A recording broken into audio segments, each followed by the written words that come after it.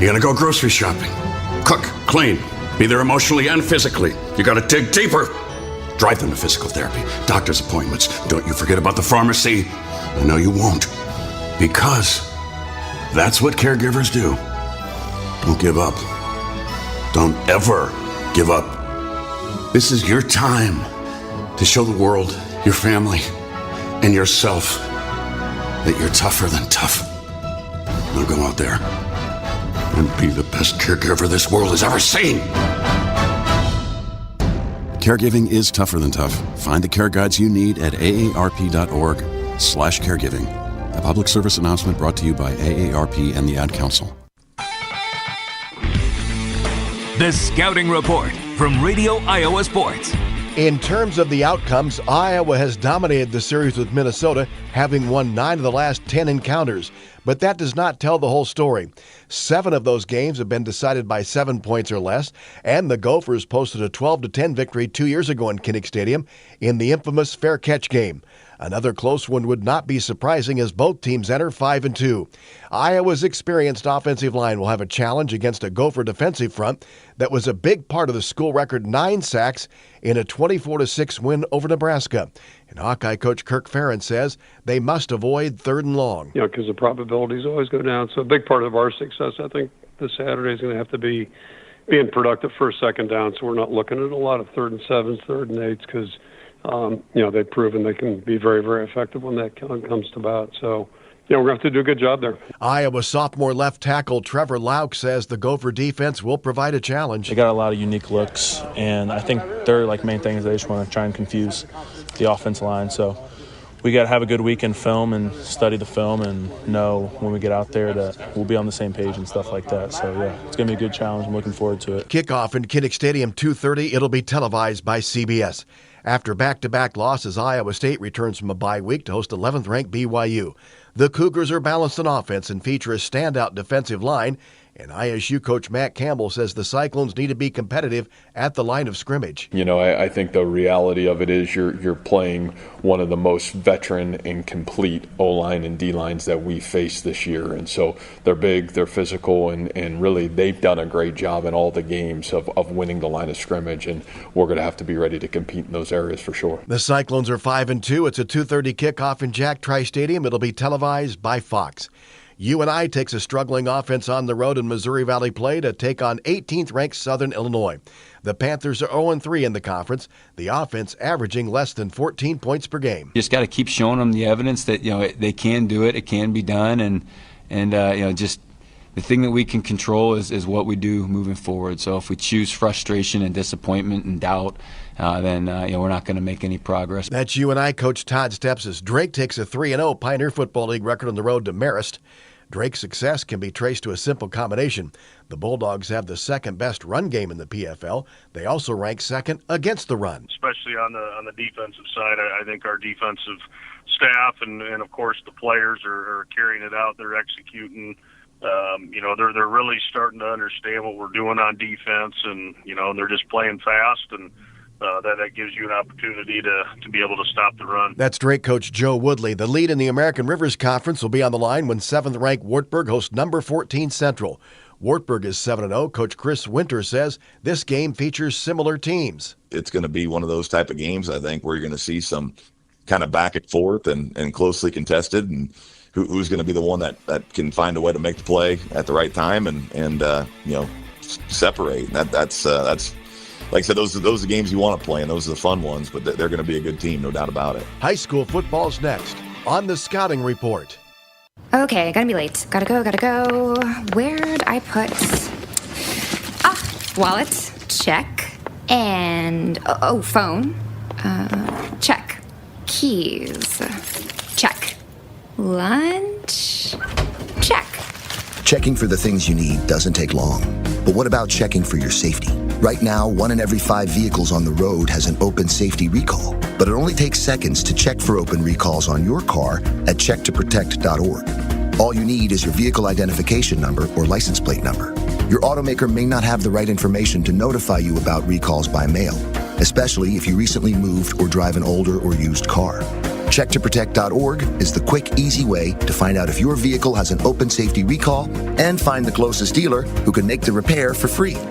Oh, laptop. Check. Before you go, take a minute.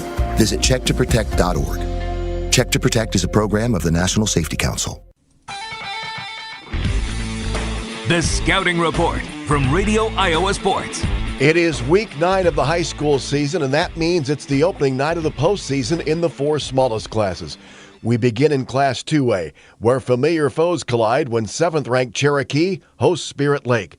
Caleb Claycamp has a preview. Last season, for the first round of playoffs, it was the Braves traveling up to Spirit Lake to take on the Indians, with Spirit Lake winning that matchup and advancing in the postseason. This year, the tables have turned, and the Cherokee Braves will be hosting Spirit Lake, and only one will advance. Head coach of the Spirit Lake Indians, Josh Beloit, gave his thoughts on the tough matchup here in week 1 of the postseason. You know, Jackson Palzer is just a phenomenal football player. You watch him on offense and defense, and I just admire the way the kid plays game. You know, he plays with physicality. He plays with heart. It's going to be a tough matchup for us. Ton of respect for them and what they've done. First-year head coach of the Cherokee Braves, Chris Olish, and his team are looking for redemption tonight. We've got nothing but respect for them, but our boys haven't forgotten what happened last year, and that's kind of been our mindset all week, is making sure you don't forget getting that shot at redemption and embracing it. It's the Cherokee Braves hosting the Spirit Lake Indians tonight in a Class 2A win-or-go-home postseason matchup. For KCHE Radio in Cherokee and your Radio Iowa Scouting Report, I'm Caleb Claycamp. Also in Class 2A, top-ranked Kemper Catholic is at home against Grandview Christian.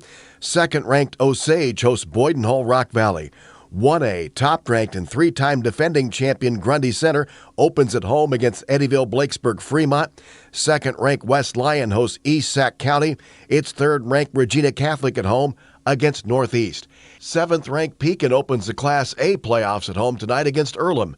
The Panthers finished the regular season 8-0. Coach Clint Weber's squad takes on an Earlham team that runs a version of the single wing.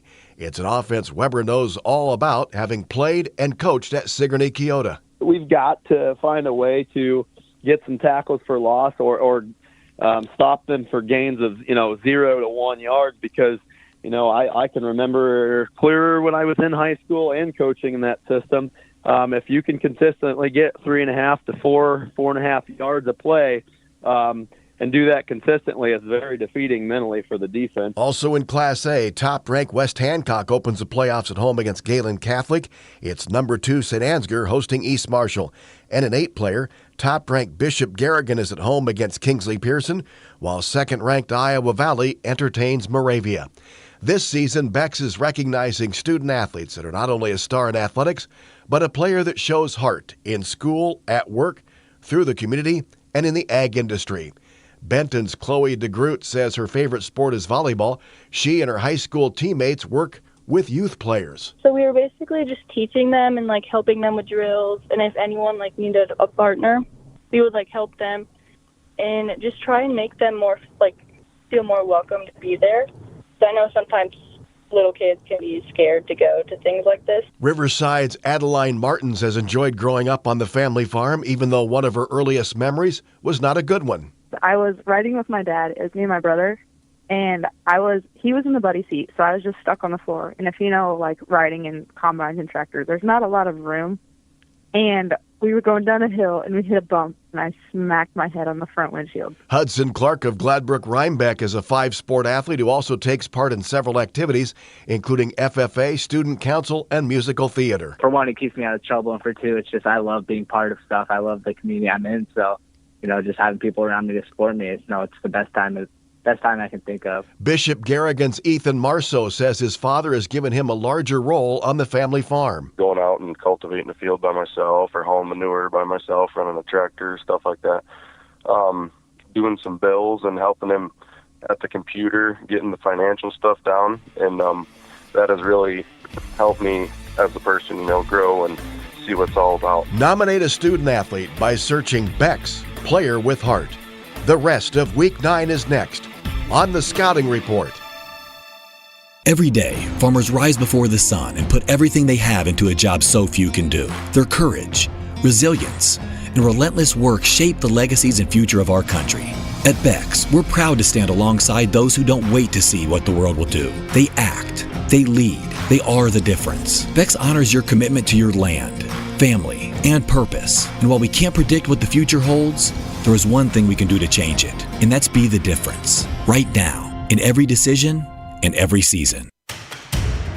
At Beck's, we believe that true champions are not just made on the field, but also in the heart. The Beck's Player with Heart Scholarship celebrates high school student athletes who show dedication, teamwork, and leadership, both in sports and in their communities. We're honoring those who go above and beyond, demonstrating passion, perseverance, and a commitment to making a difference. Nominate a high school student athlete by searching Beck's Player with Heart.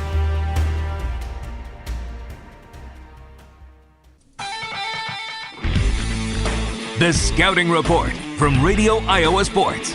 It is the final night of the regular season for the three largest classes, and it's highlighted by a pair of rated matchups in 3A.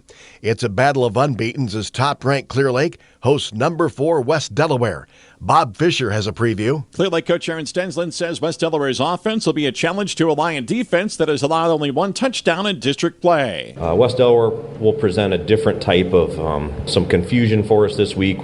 They run a little bit of stuff similar to Webster City with the way they spin and move in the backfield. So we've seen something similar, but they kind of do their own thing. So it's going to take us a little while to adjust. They've been able to move the ball on everybody they played this year, so it'll be a challenge for sure. West Delaware coach Ryan King says Clear Lake's speed is impressive. They're fast, in all aspects. You see that they're, I think the first thing that stands out when you flip on the film is just, we've been watching them for a couple weeks, with different opponents and seeing them. It's, they have some good team speed and, up front and in the middle levels and the back end, they've got some really good playmakers. Both teams have qualified for the postseason. Tonight's game will decide the district title in Class 3A District 2. In Clear Lake, I'm Bob Fisher for the Scouting Report. Also in 3A, it's second-ranked Solon on the road at Fort Madison. Number 3 Bishop Heelan visits Algona.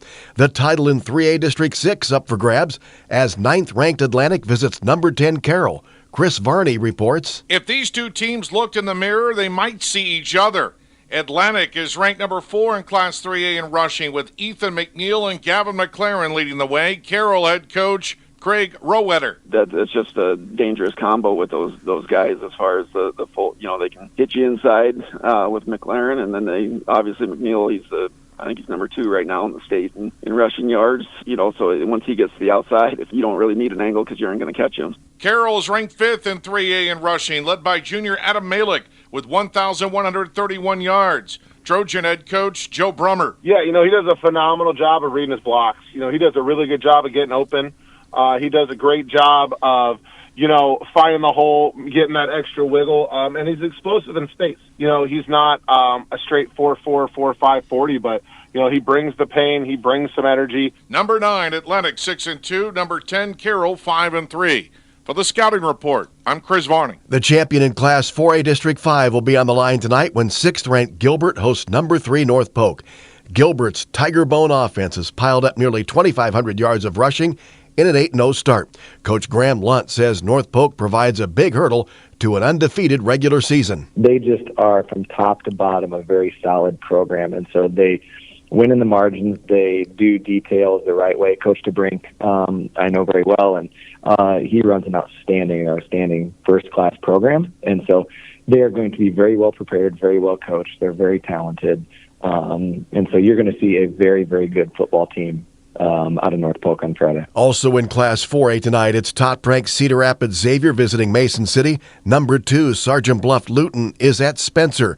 And in Class 5A tonight, top-ranked Dowling Catholic visits Marshalltown. It's number 2 Iowa City Liberty at home against Muscatine. Third-ranked Sioux City East visits Ames. That's all for the Scouting Report. For Radio Iowa Sports, I'm Todd Kim. When the call comes, Dad's gotta go. That's right. I'm a lineman at My Energy Cooperative. When the power goes out, so do I. Day or night, rain or shine. It's harvest season, and I'd like to remind everyone to work safely near power lines. Always look up. That's right, Abby. Look up when raising an auger or bed of a grain truck. A power line can be closer than it appears. Use a spotter to stay safe. This safety message is brought to you by My Energy Cooperative. Your local Touchstone Energy Cooperative. Welcome back to the pregame show here on KCZQ. Making our way towards a kickoff this evening in Alburnett against the Alburnett Pirates. First round of the playoffs, joined by head coach Justin Denner. And before we start talking playoff football, Coach, let's talk a little bit about the season finale, regular season finale last week. The Walk-On Indians were in town. A tough 2-point loss for the Cadets.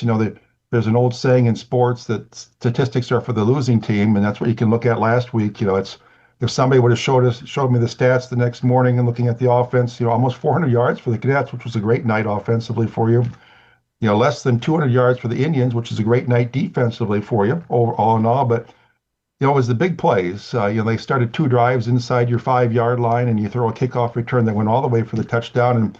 And the big plays were just a little too much to overcome last Friday night. Yeah, absolutely. Ultimately, we didn't play very complimentary football. Stealing a term from Coach Thompson and his Iowa roots of each phase of the football team helping each other out, and we didn't do that well enough on Friday night to earn a victory. Our offense obviously, with statistic wise, obviously had great statistics. Put 34 points up on the board. You'd expect to win a lot of games doing that. But unfortunately, as you said, Walk-On capitalized on turnover on our part, returning it back inside the 5. The kickoff return, they had a very good kickoff return unit, and they executed that very well. And then even just like this, the snap punt over top of the head, that led to them starting another drive inside the 20, that led to another score and so forth there. So, yeah, ultimately we still put ourselves in a position to win the game, even though we didn't really kind of execute that phase of the football game very well, which is ultimately, from a coaching staff standpoint, we're very proud of the fact that our guys continued to battle, continued to fight, and put ourselves in a position to win the game at the end. We just didn't have enough execution in crucial points to get it done. Well, that was my next note, Coach, was despite all the big plays and your team had plenty of opportunities to hang their head and say, it's just not our night. But you still had a chance, with a couple minutes in the ball game, you got the ball back and still a chance to take the lead and win the ball game. And their effort was certainly there for the whole 48 minutes. Yeah, absolutely. And we pride ourselves on never giving up and never quitting. That's something that's been, obviously probably true way before I even got here. But my 14 years here, that's always been something that, we try to harp on, that it's doesn't matter what the score is, doesn't matter what the outcome is. We got to continue to fight, continue to play. And our guys have really embodied that. You think of, just even last week or, 2 weeks ago when we played Osage, you give up the score with, minute 30 or minute 45 left to fall behind.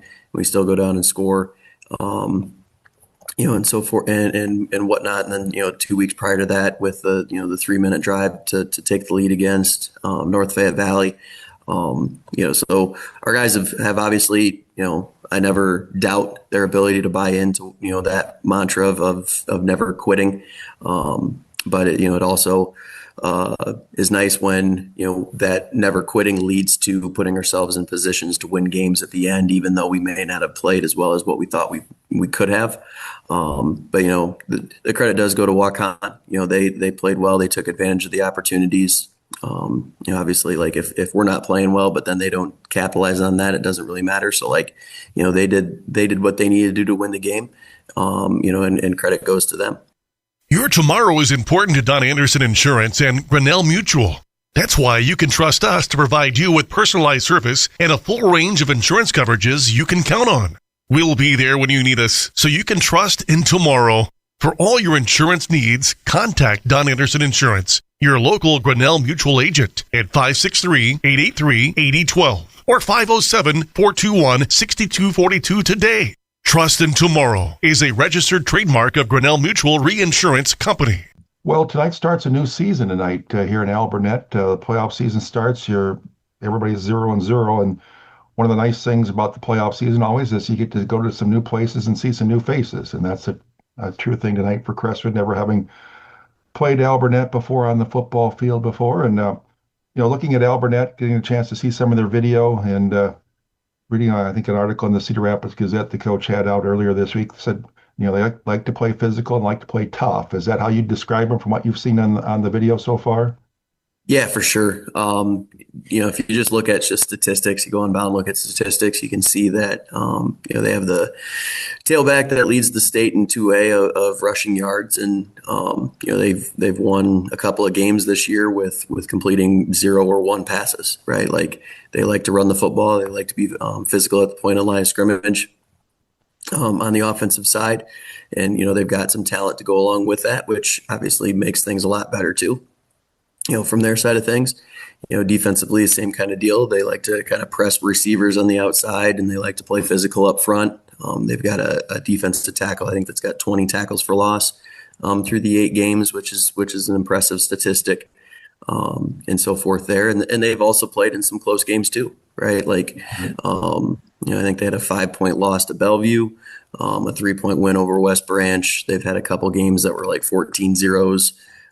Type of stuff. So I think a 4 or 5-point win against Mid Prairie as their only loss, and so forth. So, they've played a lot of close games as well. And it's unique in the fact that, this is the second year in a row where we're playing somebody first round of the playoffs that we've never played before, never been there before, type of a deal. So we've got that learning that will have to occur. But we're excited for the opportunity. That's always, every year you start the year, you hope to have 3 separate seasons, your non-district season, your district season, and then the playoff season. And we're grateful and fortunate to be in that position again, to have a 3rd season, and we're excited for that.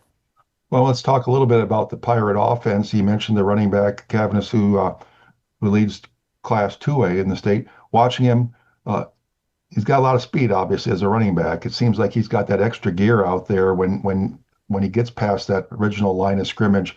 So I'm guessing that making contact, wrapping up, and bringing him down has been a point of emphasis so far this week for the Cadets preparing for him. Yeah, he's very much a comparable athlete to Aiden Skoda from last year. His track numbers are very similar to what Aiden's were in terms of speed. And obviously the statistics can match that or replicate that as well. But yeah, it's for sure it's going to take not just one person. It's going to take all 11 guys taking the proper angle. If it's a run to the outside, the corner / outside linebacker helping setting the edge to get him to stop his feet. Good angles coming down the line from our defensive line and our inside backers. To take those types of pursuit angles and good pursuit angles, because if we don't do that and he gets a little bit of a hole and we get one person not doing their job, could easily turn into 6 points for them. So yeah, that's been a huge focus within that. But then also at the same time, we also have to make sure that we still just do what our scope of our defense is supposed to do as well, right? We're not altering jobs, we're not changing jobs. It's just, we've got to be very detail oriented with what our job is supposed to be and who's supposed to be what, to be successful. Well, then on the other side of the football, what do you see your offense trying to do against the Pirate defense this evening? Yeah, they, as I said earlier, they've got a really good defensive lineman. And I kind of equate kind of their defense very similar to kind of like an Osage. Osage had, the Macon boy that was very solid up front. And, we're going to have to make sure that we, block him, obviously, each time. But then, on the edges, they do a lot of man-to-man type of stuff. And we feel pretty good about, our skill guys and what they can do. And we feel pretty good about what Alex can do throwing the football, as well as running the football, and so forth. And so, again, there's obviously every week you have a few wrinkles here and there, but you can't change, who you are. And we've been a team that has shown some balance, throughout the course of the year. And we need to make sure that we, execute well enough to have balance, so that we're not just doing, we're not throwing it 60 times a game, and we're not, definitely probably built to run it 70 times a game or whatever it is. So we've got to have balance and execute those things. And if we do that, we feel like we can move the ball and we can put some points on the board. Okay, Coach. Well, playoff season means it's one and done. If you lose, you're done. You win, we'll talk to you again next Friday night. But just in case this is the last time I talk to you till next August, That's a quick summary of the season so far. You know, your regular season with the 4-4 season. Your thoughts as far as how the season went and what the status of your program is as you head into the playoffs here tonight. Yeah, I knew this question was coming, so I've been thinking about this all week. Of what are we going to talk about? What are we going to say here? And one, I can't be more proud of our guys and their development throughout the course of the year. If you would have told me after our scrimmage on 9 weeks ago that we'd be sitting at 4-4 with 2 insanely close games, being close to being 6-4 or 3-5 or whatever, I would have taken that in a heartbeat. We were still learning who we were. We were still learning how to figure, how to do things and stuff like that. And our guys have grown significantly throughout the course of the year. Seemingly kind of jumped a level each week in terms of, effort, enthusiasm, execution, and so forth. So I couldn't be more proud of the group of guys and so forth with that throughout the course of the year. And we talked about it at our team meal last Thursday.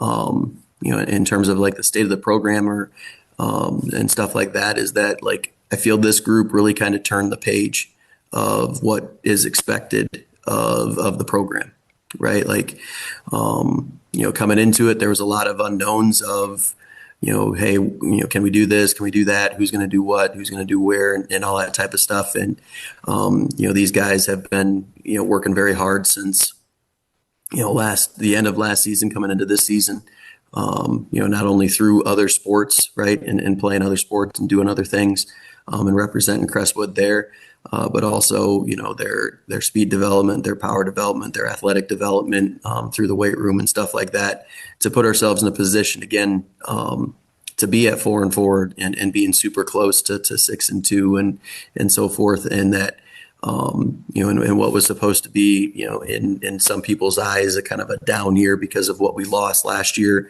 to technically have a better regular season than we did last year. I felt we've turned the proverbial corner in terms of what's expected, which then, there's no going back. And, we talked about that of, okay, now we have to be, we've shown what we're capable of and we've shown what we can do. We now have to prove that, day in and day out. And that becomes the next, step of what we're trying to accomplish, is be as consistent of a program as we possibly can. Okay, Coach. Well, I guess after 26 years, I'm being too predictable in my questions here. So I'm going to have to work on it for next year and come up with some new ones for you to stump you here down the end. But let's hope history repeats itself tonight, Coach, on the road in the first round of the playoffs against a ranked team. It worked out well for you last year. Let's hope it does it again this year, and we'll talk to you again next week. Yep, hopefully. Appreciate it. Go Cadets. Right. Thanks, Coach. You're listening to KCZQ Cresco 102.3 FM, your home for Crestwood Cadet sports.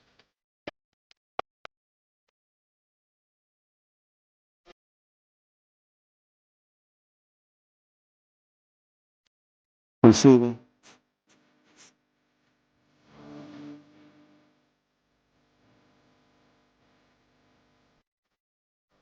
Welcome back to Alburnett. We're ready for playoff football tonight on a gorgeous night for late October here in Iowa.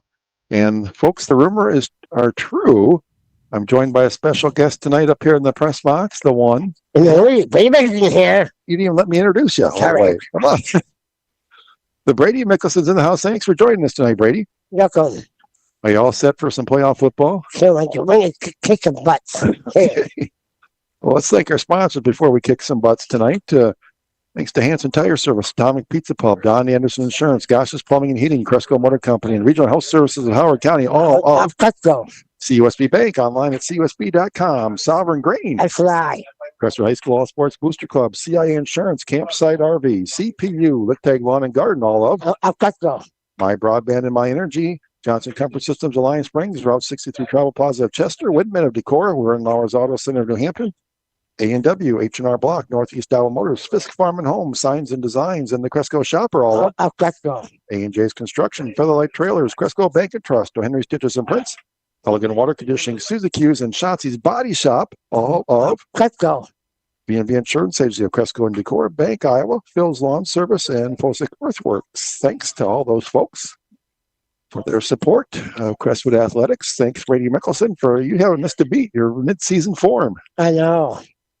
Bad news is, folks, he's only got 2 Mountain Dews with him up here in the press box. So I need it tonight. that's only going to last him till halftime. So we'll have to take a break at halftime and get you some more Mountain Dews here this evening. I hope so. Okay. Okay, Cats are going to receive, folks. They're going to go left to right. It's in their white jerseys, blue pants. Alburnett colors, purple and yellow. They got purple jerseys, white pants with purple and yellow trim. Isaacson's on the near side. Holzer on the far side. As we are set to go here in Alburnett. That's where we are. Ready? Okay, here we go. We'll wait for the referee's whistle and the run up here. There's the whistle. And here's the run up. Little line drive kick's going to hit about the 15. Bounces to Isaacson. Picked it up to the 15 to the 20. Gets to the 25. Gets a little bit of room. Nice run by Ben Isaacson out near the 40-yard line, about the 38-yard line. That's what gets a start, 1st and 10 here this evening. Snapping the ball tonight will be Grant Ludwig. In the interior line there, you've got Jace Pedretti, Reese Allendike, Mason Wiegert, and Mason Regan. Alex Loden in there at the quarterback spot. Jose Lovato with him. Alex Bergen at tight end. Receivers, Finn Donlin, Luke Dertina, and Nate Marr. Dertina's wide to the right side. The other 2 guys on the left. Now Donlin motion left to right. They give it to Lovato. Instead, he's got some room. Nice yardage for Jose out near the 45-yard line. He's going to pick up about 6. So get started on the 39-yard line. He's got a 6-yard gain out to the 45-yard line. Only 2nd down and 4 for the Cadets at that spot. We're just underway. The ball just inside that far left hash. Donlin in the slot to the right side. Dertina splits out wide right. Marr to the left. Lovato on the right-hand side of Loden. Now Lovato. Actually, Loden fakes it to Lovato. Keeps it. Loden's got the 1st down into Pirate territory. Another 6-yard gain to the Pirate 49-yard line. And it gets off at 1st and 10 at the Pirate 49. Ball now on the near right hash. 52 degrees at kickoff tonight. Wind not a factor. The flag blowing straight down in that north end zone. Field runs north and south here. Now all 3 receivers are going to the short right side. Berg sets up on the left-hand side. Lovato on the right-hand side of Loden. Looks over the defense. They'll try Lovato. He slipped a little bit, and he'll get tripped up. He slipped to the first step, then somebody got a hand on him. He falls forward back to the original line of scrimmage for no gain. It's going to bring up a 2nd down and 10 for the Cadets. Actually moved it back about a half yard. It's going to be 2nd down and about 10.5 for Crestwood. The tail end of the football on the 50-yard line. Now the ball sits right in the middle of the field. Grass field, of course, down here. It's got a little bit of wear to it, especially between the hash marks and between the 20s. The receivers to the left side. Coutinho all by himself to the right. Looks like single coverage out here. Berg on the left-hand side. We try Lovato up the middle this time, and he'll plow for not a lot. And we got a flag. I think I saw a face mask in there. We'll see what the flag is. Lovato got about 2 yards. We'll see how good my eyesight is here this evening, Brady. Having a discussion out there. Long discussion between the side judge over here who threw the flag and the referee. Lovato got about 2 yards to the 48. And we're going to get, is it going to be against Alburnett? It is. A personal foul, face mask, so I'm seeing pretty good tonight early on, Brady. Hey, how are you? Yeah, so you're proud of me. Thanks for being proud of me there, buddy. 15-yard penalty. And then a little bit down to the 32-yard line. It'll be 1st and 10 Crestwood at the Alburnett 32-yard line. Just underway here. We've played 2 minutes here in the opening quarter. That's with the opening possession. Marr and Donlin to the wide left side. Dertina splits out short to the right side. Lovato sets up on the left-hand side of Loden. Berg's on the right-hand side of the line of scrimmage. Looks over the Pirate defense. Snap back in good shape. He faked it to Lovato again. He slipped. He'll get a yard to the 31. He had a little slip with that first step again. That's twice that's happened now to the Cadets. That little slip on that first step when he tries to accelerate. And well, they're going to call it no gain. They'll mark him back at the 32-yard line, so no gain for Loden. 2nd and 10 for the Cadets. The Pirate 32. Same formation with Tina to the right side. Marr and Donlin wide left. Now Donlin shifts over, and we get a whistle, and we get a flag, and got a legal procedure call against the Cadets, so that doesn't help the cause here. We'll make it a 2nd and 15, Cadets, back to the 37-yard line.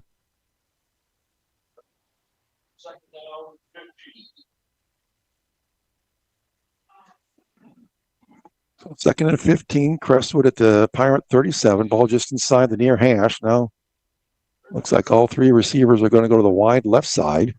Burke sets up on the right-hand side. Levano on the right-hand side of Loden on a 2nd and 15, Crestwood. Long snap count. Loden's going to keep it himself up the middle. Plows forward back to the original line of scrimmage. He'll get those 5 yards back that they lost on the penalty.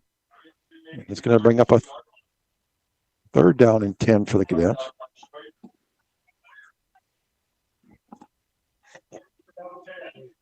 So 3rd and 10, Crestwood at the Pirate 32.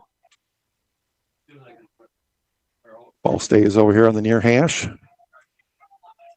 Marr and Donlin to the left, Tina to the right.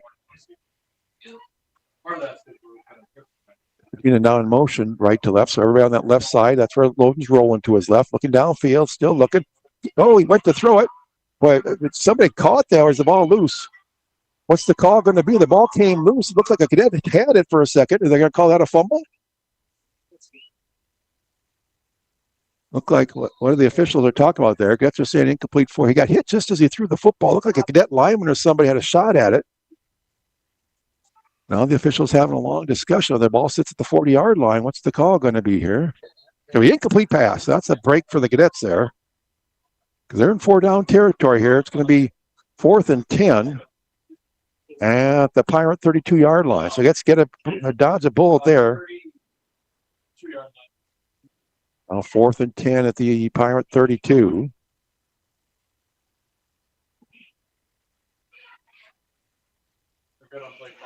We haven't started the play clock yet, so Mr. Tina's over there talking to the coaches on the sideline. I don't think the delay isn't starting the play clock. Gets up to the line of scrimmage.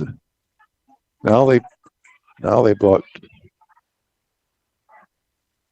4th and 10, Cadets, the Pirate 32. All three receivers to the left. Looking deep, throwing the deep downfield. It's up for grabs, and it's kicked off down that far sideline. Gets up to get over there and cut him off. They're going to return it out near the original line of scrimmage there. And the Pirates are going to take it over at about their own 35-yard line, it looks like. 7:51 to go here in the first quarter. Call it the Pirate 36-yard line. That's where they'll start, 1st and 10. Got Regan out there, along with Kennedy, Skoda, Gibson, and Curtin up front. Boyna and Peter at the linebacker spot. We'll get the rest of the defensive backs here for you. It's a pitch sweep to their big running back out there. And the Cadets will wrap them up for about a 2-yard gain. I'll give him 2 yards out to the 37-yard line. Holzer, Nibelink, Smith, and Isaacson in the secondary for the Cadets as usual. So 2nd down and 8 for the Pirates. Sort of their own 38-yard line. Slake and Caves, number 24. He's their big running back, almost 1,400 yards. They'll give it to him up the middle this time. He'll try to force it to the outside. Not much there. They'll get out to the 40-yard line. He'll pick up 2 more. There's Regan up from the bottom of the pile along with Kennedy. Going to bring up a 3rd and 6. Alburnett at their own 40-yard line. Their first possession of the ball game. So we had 7 minutes to go here in the opening quarter. No score. That's with the turnover on a 4th down pass on their first possession. On an interception. Here we go. Big 3rd down and 6 for the Cadet defense. Receivers left and right. Out of a pistol formation, 3 men in the backfield with the quarterback. Real quick hitter on the right side. He's wide open out there. Gave him a lot of cushion. He's going to slip a tackle and get the first down. Gave him all kinds of cushion out there. I'll go from the 40 down to the Cadet 44. A 16-yard gain. And Alburnett has their first down. But they were giving him a 10-yard cushion on a 3rd and 6. And then that's compounded it by missing the tackle at the point of the catch, which was short of the first down. Now a little counter action this way and the Cadets are going to bottle up pretty well down there for the right side wingback.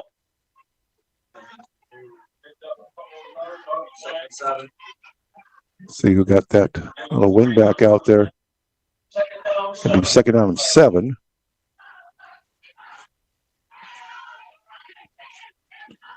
Second and 7 at the Cadet 41. Quarterback came over and got the play from the near sideline. The Pirates going right to left. All right in the middle of the field between the two hash marks. The Cadet 41.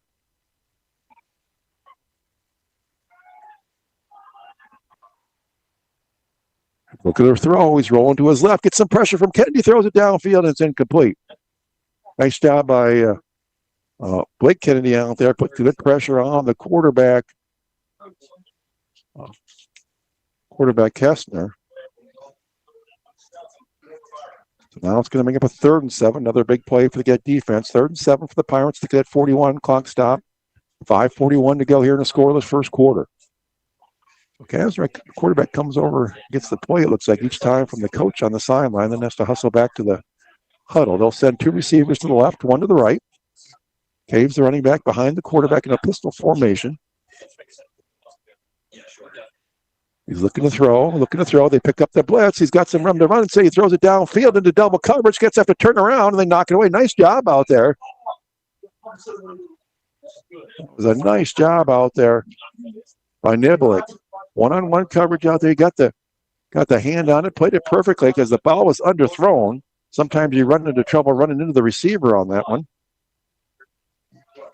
But he knocked it down, and let's see what the Pirates are going to do here. They're sending a bunch of different guys in there. Quarterback is still in there, though. Now somebody drops back a little deeper, so looks like they're going to try maybe a quick type kick here. And they will punt it away. And I'm just going to let it hit at the 10. It's going to go out of bounds at about inside the 5-yard line, or maybe right at the 5. So it gets to be backed up at their own 5-yard line, it looks like, with 5:26 to go here in the opening quarter. No score. Each team with 1 possession. Each team with 1 first down. So 2 first downs, so I guess they got 1 by penalty there.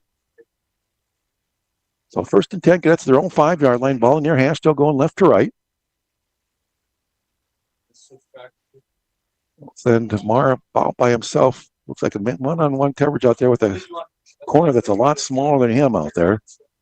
Other 2 receivers short to the right side. Loading on the keeper. Plows forward near the 10-yard line. Nice gain on first down. Now it's loading. Will pick up 5.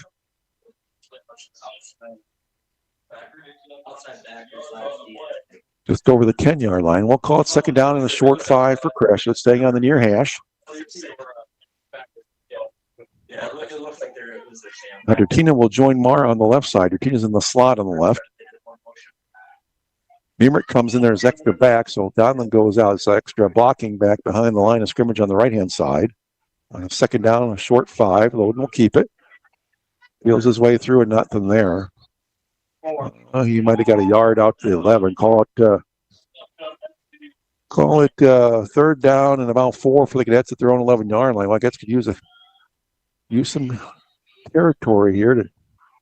Now we're going to get timeout Crestwood. So we'll take a 1-minute break. We're back in 1 minute. You're listening to Crestwood Cadet Playoff Football. You guys go. The Crestwood High School All Sports Boosters Club is proud to sponsor live coverage of the cadet sports seasons, from football and volleyball all the way to baseball and softball. The club's organized to help raise funds to help enhance the athletic performance of all student athletes and invite anyone interested in joining the club to contact them and check out their Facebook page and help support your Crestwood Cadets. They wish the very best to all the young athletes in all of their sporting events. Go Cadets! Hanson Tire Service in Cresco is your one-stop shop for all of your automotive service and repair. Farmers, remember, they sell and service all brands of commercial and farm tires, including on-site service of all sizes of tires.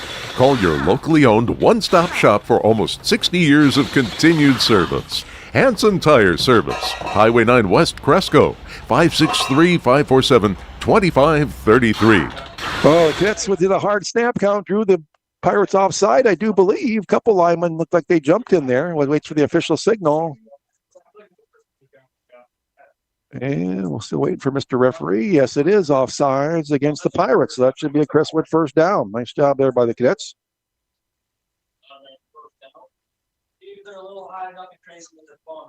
So first down for Crestwood. They're second by penalty tonight. First and 10 Cadets. They'll move it out to the 16-yard line. First and 10 Crestwood. The receivers left. Meemert stays in there as an extra lineman behind the line of scrimmage. That's right. Loading a run right behind him. Got a little bit of room, and I just got him around the ankles. He'll fall forward, though, out near the 22-yard line, let's call it. About a gain of about 6 for Alex Loden. Let's see where they end up. Spot the 23, so let's give Loden 7 on that one. Going to bring up a second down and 3 Cadets at the their own 23-yard line. Now Donlin back in there. Him and Regina go short right. Mar wide left. I said Mar's got a kid out there that's a helmet shorter than him out there all by themselves over there.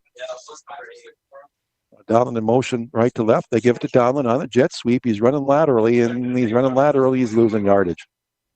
Well, he lost the yardage that Loden had got there out to the 23. He's back to the 19-yard line, so he's going to lose 4. It's going to be he's at the 19. They've got to get to the 26, so that'll make it, if my math is right, third down and 7 Cadets. Ball in the far left hash. Two receivers right. Mar to the left. On the short side is Mar. Loden looking to throw. Throwing down here to Tina, and it's overthrown to the 40-yard line. Had a step on him on a little down and out over here, but the ball sailed too long, incomplete. I guess they're going to have to punt it away. And Loden will drop back near his own goal line to kick this one away. Clock stopped exactly 3 minutes to go in a scoreless first quarter. So let's get one first down out of the deal. Loden will stand at his 5. The Pirates stand back at their own 40.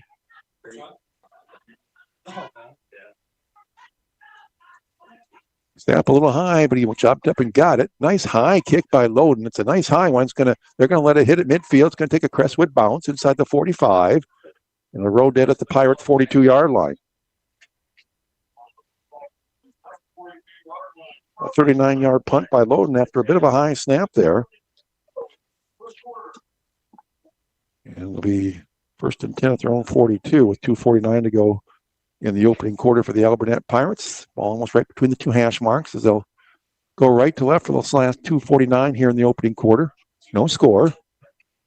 They'll send one receiver to the left side. Looks like a couple split out in tight to the right side. Caves, though, running back out of the pistol formation. There's a pitch sweep to the right side to Caves. Gets to the line of scrimmage, still on his feet near midfield. Gets not being able to bring him down. He's going to get a first down of all that. Let's see where they spot this thing. Just kept the pile moving. He does have a first down in Cadet territory down the Cadet 47. It's an 11-yard gain. First and 10, Pirates at the Cadet 47.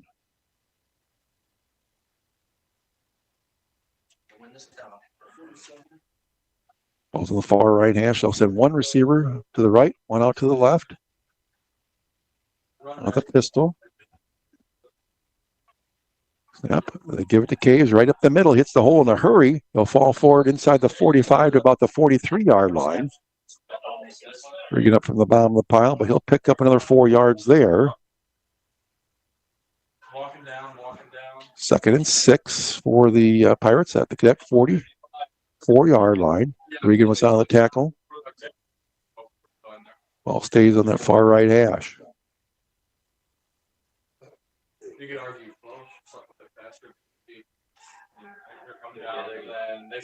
Coming out to the right side. Actually, three is split out to the right in tight. That's the short side. He's looking to throw. Got all the time in the world. Throwing it deep down the middle. He's got a man out there. It's overthrown. He had to step on the defender out there, but overthrew it at about the 5-yard line. Is that what you were talking about, Colby? Going to bring up a 3rd down and 7 for the Pirates at the Cadet 44-yard line. Clock stop with 1:57 to go. We're in scoreless first quarter. Crestwood and Alburnett in first-round playoff action. A big play here for the Cadet defense. 3rd and 7 Pirates. Cadet 44. Ball is just inside that far right hash. As Kester runs back into the huddle with the play. Got receivers left and right. There's a wing out there on the right-hand side. It's actually a double wing and double receivers. Caves a load setback. They fake the handoff, rolls to his left, throws it underneath. Got a man open. He at the little down and out. He was open at the 25-yard line. The pass sailed out of bounds. And it's incomplete. Well, let's see what the Pirates do here on a 4th and 7 at the Cadet 44. They're keeping the regular offense out there this time, it looks like, at least right now. Receivers left and right now. He'll drop back, though, into punt formation. So, snap back in good shape. Boy, he punts it away. It's short. It's going to hit the 20. Isaacson lets it hit the 20. It's going to take another roll down to the 13-yard line. This one hit way up at the 20-yard line, but the Cadets didn't field it. It rolls down to the 13-yard line. That's where the Cadets will start. 1st and 10 at their own 13-yard line with 1:44 to go here in the opening quarter with no score.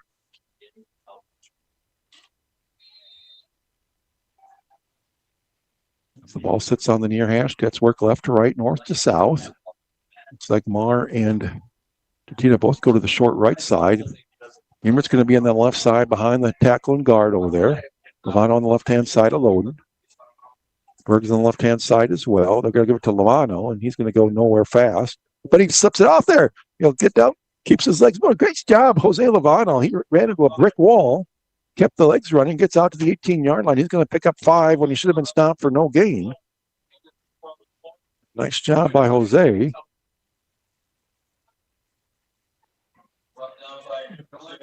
Second down and 5 for the Cadets. Near their own 18-yard line. As we got 1:15 to go. Clock rolls here in the first quarter. No score, Crestwood and Alburnett. Receivers left and right. Well, just up the middle. It gets drilled hard about the 21-yard line. He's going to be about 2 yards short of a first down. He'll get 3 yards on the carry. So call it 3rd down. 3rd down and 2 for the Cadets at their own 21-yard line. 40 seconds to go here in the opening quarter. Cadets going to have to snap at least one more time here because the play clock's down to 18. So they're up to the line of scrimmage. Big play for Crestwood offense, 3rd and 2 at their own 21. 2 receivers both to the left side. Roden up the middle. Got the first down to the 25-yard line. He'll be brought down to the 26-yard line. He's going to pick up 5. Most importantly, he'll move the chains for the Cadets. 18 seconds to go in the quarter. Cadets don't have to snap it again. Once they get the change set, they'll start the clock. Let's see what the Cadets like to do here. They're going to call it a quarter here. But down to 10 on the game clock. I guess we do have more space around you yet. There's not much. If they're doing it, And it looks like that will be the end of one quarter. We'll take a 1-minute break. We'll come back with second quarter action. No score, Crestwood and Alburnett. You're listening to Crestwood Cadet Playoff Football. Let's go. Great teams make great accomplishments. It takes commitment, hard work, and dedication to be a part of a winning team. And the team at Bernlauer's Auto Center in New Hampton is proud to support our local sports and extracurricular teams. For all your automotive needs, come see our team at Bernlauer's Auto Center in New Hampton. And congratulations to all student athletes on your commitment to your team.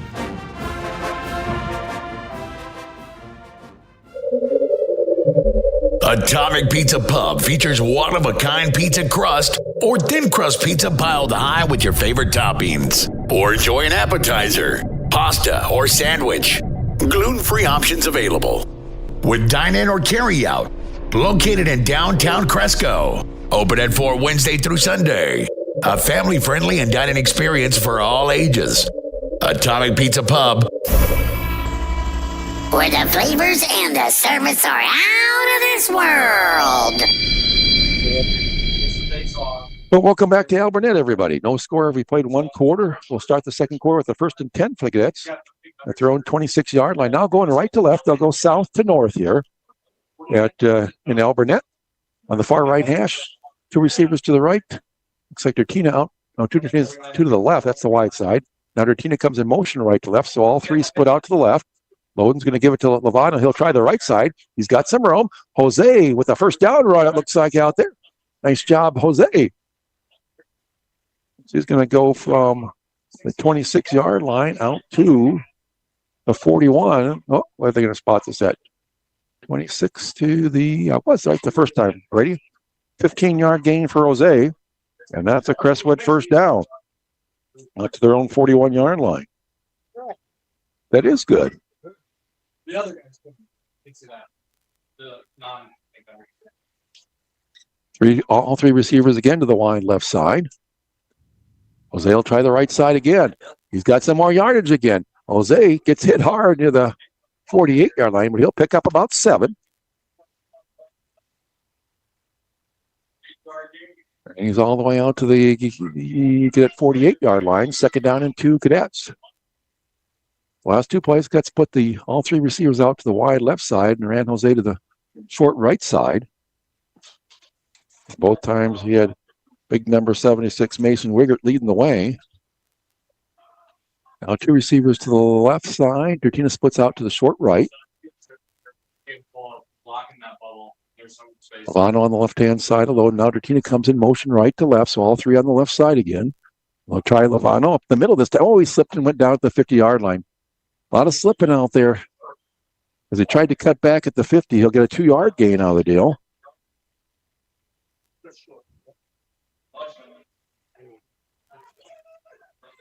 It's going to be 3rd down, 3rd and 1 for the Cadets, right at the midfield stripe. Let's get this first down and move the chains here, Brady. Ball's on the far right hash, 3rd and 1 Crestwood at midfield. 2 receivers go to the wide left. Emert's in there again behind the right side of the line of scrimmage on a 3rd and 1. Alano's trying the middle. He did get it. Got right back to the line of scrimmage. He was stuffed. So no gain. Let's see what the Cadets do here. 4th and 1 right at midfield. Offense staying out there right now. Yep, they're going to stay out there. Donlan's going to come in.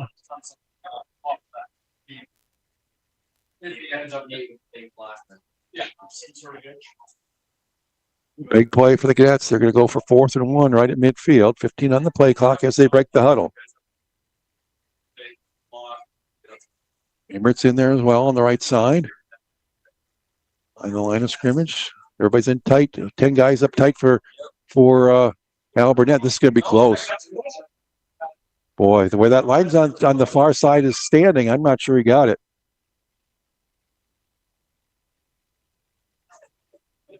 Boy, this is going to be inches, folks. Boy, oh boy. Oh, they got it. They gave it to us without a measurement. The Alburnett coach has his hands up in the air, praying for help. But it's a first down, Crestwood. We'll take it. 1st and 10 Cadets at the Alburnett 49.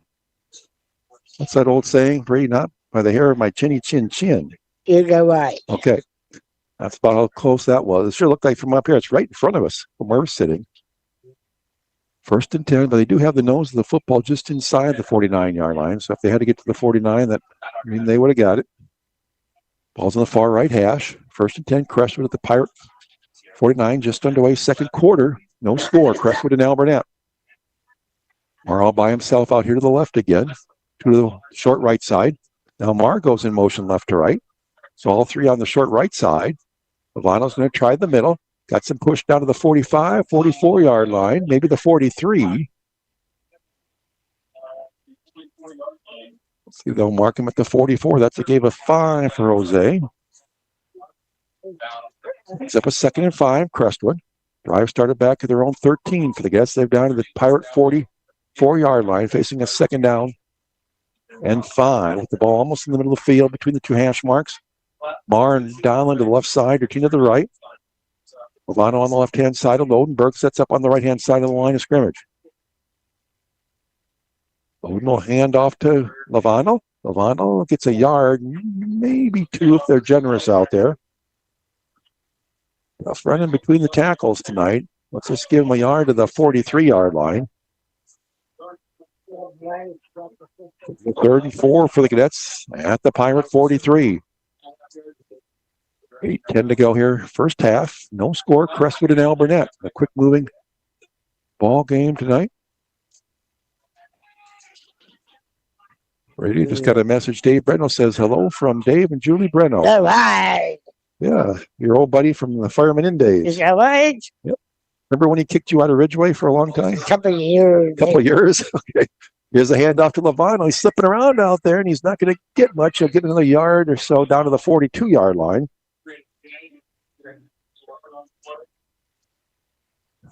Maybe short of the 42. It's going to be 3rd down and almost 4.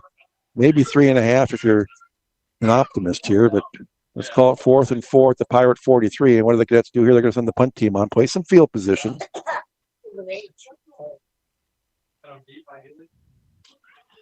Berloden is your punter, so let's see what the Cadets are up to some trickery here, Brady.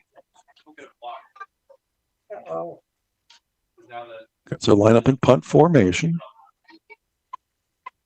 Back to Loden. He is going to kick it away. A nice high kick, but that's going to sail towards the end zone. Hit the 5, and it almost died there at the 1, but bounced into the end zone for a touchback. So that's where the Pirates will start 1st and 10 at their own 20-yard line with 6:55 to go until half in a scoreless ball game. Well, it's up to that defense to hold the Pirates in check and try to get the ball back in good field position.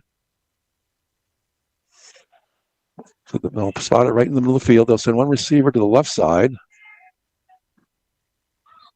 They're going to send, now they're jumping guys around it. One receiver out wide to the left, a couple bunched in tight to the right side. Caves in the backfield with the quarterback, man in motion. They give it to the motion man. He tries to turn it upfield. Holzer will throw him down near the 25-yard line, so that'll be about a 5-yard gain out there. So it'll be a 2nd and 5, Pirates at their own 25-yard line. We saw like going to come into the defensive line. It looks like right from the far side.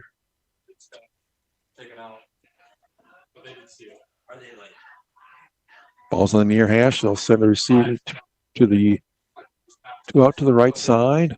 A couple bunch to the left side. Caves the lone setback on the right-hand side. Now man in motion right to left. Quarterback's going to keep it. He'll get a hit hard out there. Voida hits him hard right at the line of scrimmage. No gain. And that'll be it for him. So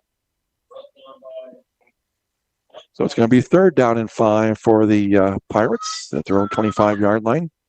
We go under 6 minutes to go until half. No score. Crestwood and Alburnett. That's 77% of the time. I would call this medium. Colby, I know Colby knows that. Yeah, he's got the same watch screen right now. Yeah, screen. The ball stays on this. Has to go to 2 receivers to the wide left side. One splits out to the right. I would say screener. One back in the backfield with the quarterback. Low step, but he gets it. A little quick pass out there. It's caught, but it's knocked down right away out there by Gibson. A short gain of about 2 yards.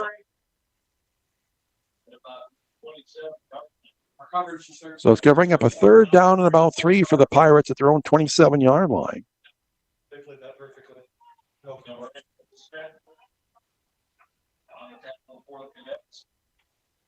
Yeah, watch the ball. It's only 3. So it's a 4th down and 3. Ball in the far hash. Don't send him back yet because they don't show punt yet for the Pirates. Oh, they do now. One man drops back a little deeper. Now Isaacson will drop back deep. Snap back in good shape. He gets it away. Nice high kick. Fair catch by Isaacson. He makes the catch at his own 40-yard line. So nice job there by Isaacson. Calling the fair catch and making it at his own 40. So Cadets will start their own 40. 1st and 10 with 4:43 to go. Second quarter. No score. Crestwood and Alburnett. And a defensive struggle so far. Cadets will start on that far hash going right to left, south to north here in Alburnett. Big crowd on hand tonight. Stands on the far side. Cadet fans are full. A lot of people standing along the sidelines over there. Of course, the Alburnett side's full as well. So Mar goes to the wide left side. 13 to the right side. What's in there as well as an extra blocking back. Now Mar in motion a little bit. They're looking over the middle. They'll throw it out of the backfield. So who's that came out of the backfield? Was that Donlin that came out of the backfield? It was Donlin. Came out of the backfield, made the catch. He's going to get 6 yards on the carry, on the completion, now to the 46-yard line. 2nd down and 4. Cadets at their own 46-yard line. We'll hit 4.5 to go here in the second quarter in about 5 seconds. All 3 receivers go wide left. Lovano on the left-hand side, Loden. Berg sets up on the right-hand side. Loden, the keeper, up the middle, gets hit hard.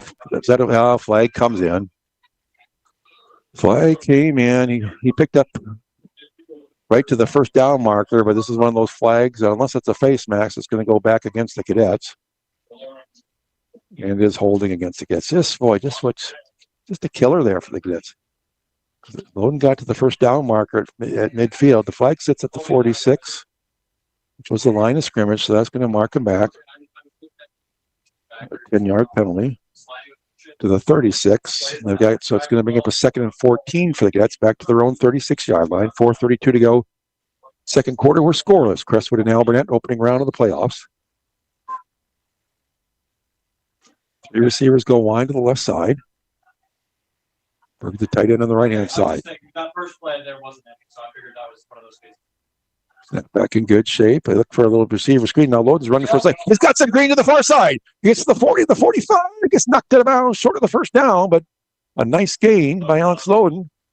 He was trying to set up, looks like a screen, maybe a wide receiver screen to the left, and that was well covered, but he tucked it away.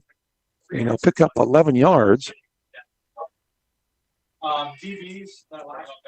11 yards out to the 47-yard line. So a big third down and 3 for the Cadet offense right here.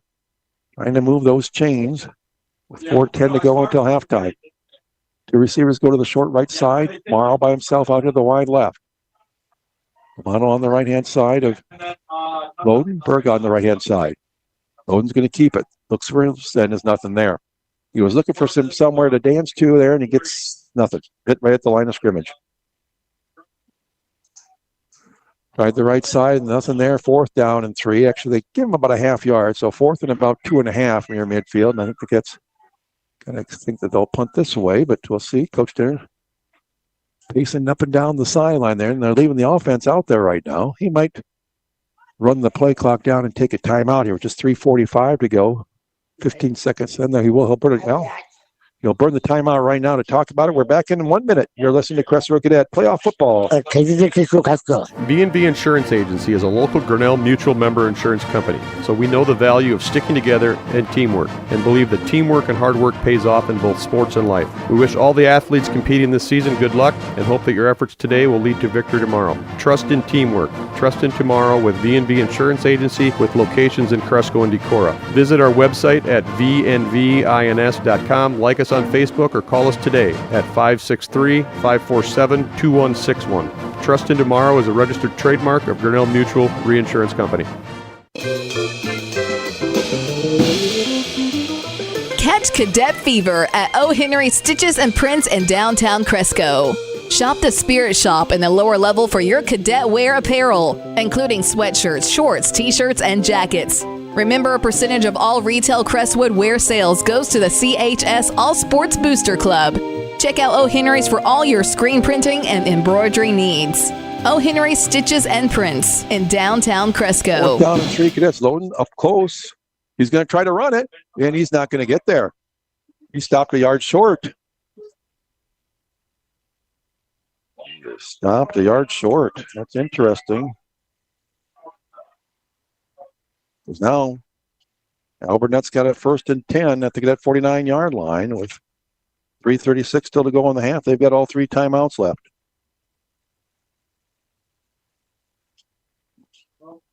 Osage and Boyden Hill Rock Valley, they're scoreless halfway through the second quarter over in Osage tonight. Not sure what the officials are discussing over there.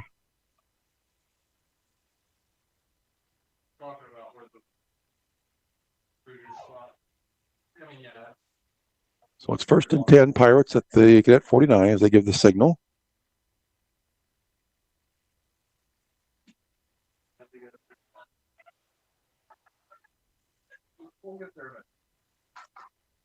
Ball's on the far left hash. They'll send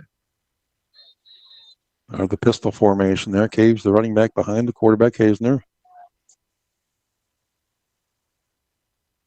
Snap back. Caves gets it up the middle. Gets bottled them up pretty well. Boy, a whole pile of Cadets in there. I'll hold them to about a 1-yard gain is all.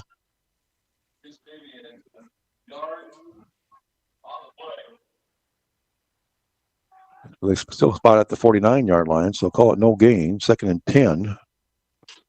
At the Cadet 49 as we hit 3:15 to go. Clock rolls here in the opening half. No score. Pirates with 3 timeouts left. Gets with 2. And now they'll send 1 receiver to the left side, 2 stacked up to the right side. Actually, 3 stacked up out to the right side of the pistol. Here's a pitch sweep to this side. The Cadets have to get out there and turn them back in. They will. He'll get about 4 yards. Ball came on. Oh, Holzer tried to pick it up and run with it. And then he dropped it, and the Pirates are back on it. Oh, it's back to the 50-yard line. He had it in his hands, went to pick it up, he had it up off the ground, and then dropped it, and the Pirates fall on it back at midfield. So it's 3rd and 11 now.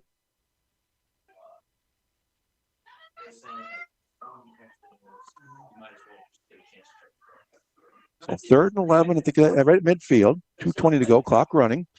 Ball in the near hash. 2 receivers to each side. Pistol formation. Could show blitz. Here comes the blitz. They pick it up. He's got way too much time. He's throwing it deep downfield.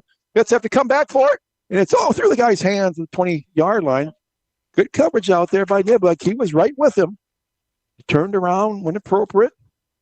And the ball went up there. The kid got a hand on it, but he was extended about as high as he could and had no chance to pull that in.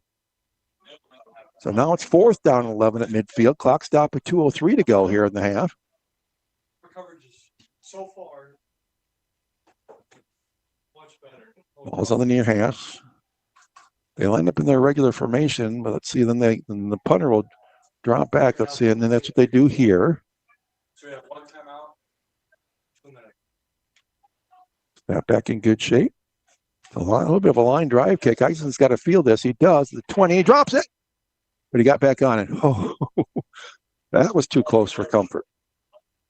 The 21-yard line with 1:56. Gets just to have 1 timeout left. I misspoke earlier. So 1:56 on the clock at the own 21-yard line with 1 timeout. Scoreless ball game. Ball's on the far hash. Pirates will receive the kickoff to start the second half. If you weren't here for the start of the ball game, that's got the opening kickoff. All 3 receivers go to the line left side.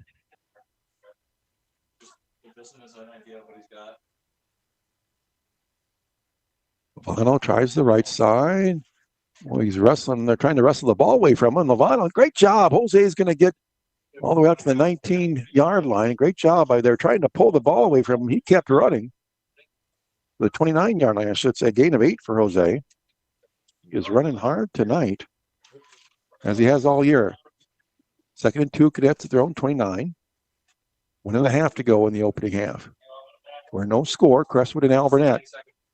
For the other score, he had Osage and Boyden Hill Rock Valley were scoreless halfway through the second quarter over in Osage. 3 receivers go wide left, 2nd and 2, Cadets. Bowden's going to keep it, try the left side. He'll plow forward. He'll be close to the first down. He's going to be just short, it looks like. It's going to be third down. Well, they marked it back at the 30, so 3rd and a yard. As we will hit the minute mark, 1 minute right now. 3rd and 1, Cadets. I think if the Cadets don't pick it up here, that the Pirates will take a timeout and force the punt. Now, Cadets are going to burn as much time as they can. There's still 15 on the game clock, 45 or 15 on the play clock. They can run this down to about 30 seconds if they want and take a timeout here. Well, I think that's what Coach Denner is going to do. He's standing next to the side judge over there, down to 4, 3, 2. Thank Brady for helping me out counting. And there's the timeout. We're back in a minute. You're listening to Crestwood Cadet Football. Sovereign Grain Service of Schley believes that athletics and academics go hand in hand to help our young people grow up to be well-rounded adults. That's why Sovereign Grain proudly supports our Crestwood Cadets in the classroom, on the court, and on the field. They hope you'll join them in cheering on the Cadets in person throughout the school year. When you can't make it to the game, tune in to Super C for live coverage of Cadet sports, brought to you in part by Sovereign Grain Service of Schley, a proud supporter of Crestwood Cadet academics and athletics. CUSB Bank, CUSB Bank, because we want to help your business. Hi, this is Lisa, Treasury Management Officer at CUSB Bank. Business owners, do you have a hard time getting to the bank to make your deposit? Remote Deposit Capture Service can save you a trip while making your deposit from your desk. Call, click, or come in today to learn more. CUSB Bank, member FDIC, equal housing lender. Okay, here we go. 3rd and 1, Cadets at their own 30-yard line. 31 seconds on the clock here in the second quarter. Cadets are out of timeouts. They need this first down. Bowden's going to keep it, plow forward. He's got the first down out near the 32-yard line. So he'll get 2. He'll move the chains. Gets and don't have to snap it again. They can run the clock out here.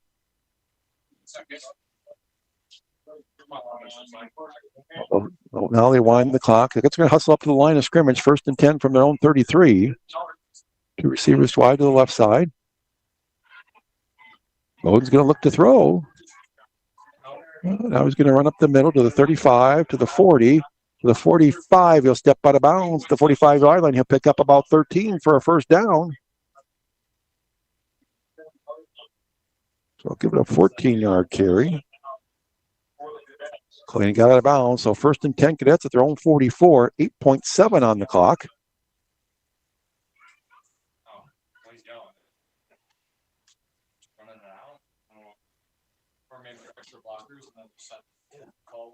That's taking a long time in the huddle. They still haven't broken the huddle yet. 12 on the play clock. I don't know if that's going to work, but Boy, well, I'm not sure what's going on here. Down to 5 on the play clock. And we're going to delay a game call.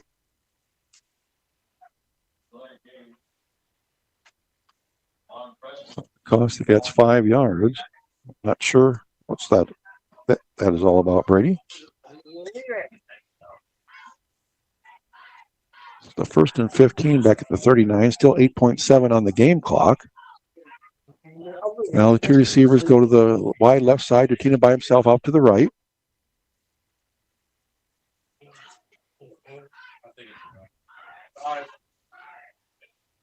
Ronald's just going to run it up the gut. Breaks it to the outside. He's going to pick up about 4 yards to the 43-yard line. That'll do it for the first half. Well, scoreless first half here in Alburnett. Crestwood and Alburnett Pirates. We'll take a 4-minute break. I'll come back with some halftime statistics for you here. You are listening to Crestwood Cadet Playoff Football. Let's go.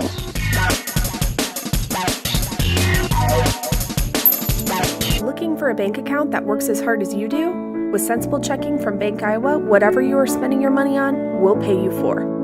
At 10 cents cash back for each qualifying debit card purchase, you will earn cash back of $1 for every 10 qualifying debit card transactions.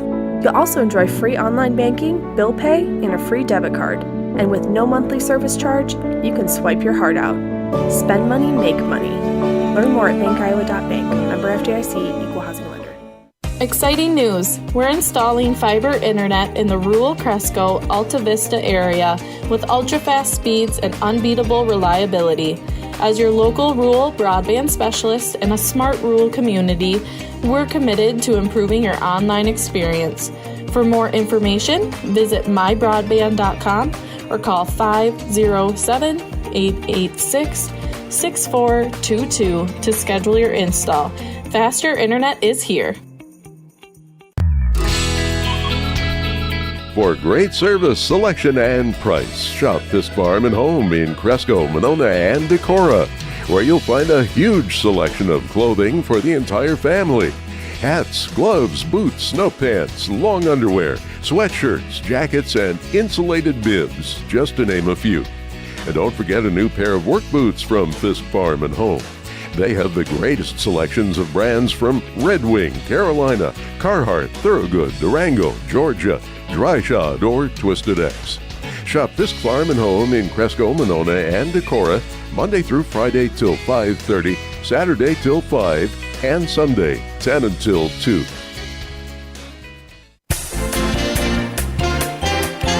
Cresco Bank and Trust is a proud supporter of Crestwood High School academics and athletics, and wishes the best of luck to Crestwood's young athletes this season, and hopes for great success in the classroom as well. Go Big Blue from everyone at Cresco Bank and Trust, a division of Decorah Bank and Trust, member FDIC, an equal housing lender. Life doesn't wait for regular office hours, and neither should your health care. At the new Regional Health Services Express Care Clinic, we are here when you need us most. We are open evenings and weekends with no appointments needed. Whether it's a sudden fever, rash, or just peace of mind, walk in and get the care you deserve fast. Located in the Cresco Medical Clinic, with hours that fit your schedule because your health cannot wait. Regional Health Centers Express Care, care that fits your life. For more details, visit our website at rhshc.com. At Northeast Iowa Motors in Cresco, they are here for all of your automotive needs. These ASC certified technicians use quality Chevron products for services like oil changes, fluid checks, tire pressure changes, and more. Northeast Iowa Motors also helps with engine repairs, brake checks, drivetrain and axles, suspension, steering, AC, and towing services. Give them a call at 563-547-9994. A family-owned business, Northeast Iowa Motors, Highway 9 in Cresco. Cresco. Welcome back to Cadet Playoff Football here on KCZQ at the halftime break. No score, Crestwood and Alburnett. Here's your very unofficial halftime statistics here. First for the Alburnett Pirate. Their big running back, Lakin Caves, have done a good job on him in the first half. As he's been held, he's got 6 carries for just 22 yards in that first half. As a team, I have the Pirates 9 carries for 30 yards. They're only 2 out of 7 passing for 18 yards. Just 2 first downs in that first half and 48 total yards for the Pirates in the opening half of play. For the Cadets, once again, my very unofficial stats have the Cadets 27 carries for 117 yards. I've got Alex Loden just 1 out of 3 passing with 1 interception for just 6 yards passing in the first half. 123 total yards of offense for Crestwood with 9 first downs in that first half. I had Loden 14 carries for 63 yards, and Lovano 12 carries for 58 yards in that opening half. So that's where we stand here at the halftime break between the Cadets and the Alburnett Pirates. So the other score we had was Osage and Boyden Hull Rock Valley were scoreless halfway through the second quarter a while back. So we're going to take another break, Brady Mickelson, if that's okay. Good idea. And when we come back, Dean Lichtig has a special interview that he'll have for you during our halftime break. So stay tuned for that. But we'll take a break with the Cadets and the Alburnett Pirates all scoreless at halftime. We're back with that interview in 4 minutes. You're listening to Crestwood Cadet Playoff Football. Do you have questions about Medicare? Get your questions answered from someone you can trust. Call your local Medicare expert, Brian Mittius, with CIA Insurance in Cresco at 563-547-2382 to get started on finding the right Medicare solution for you. I'll help you pick a plan that balances your budget needs with comprehensive benefits. Finding the right Medicare solution for your needs has never been easier. call me, Brian Mittius, and get started today.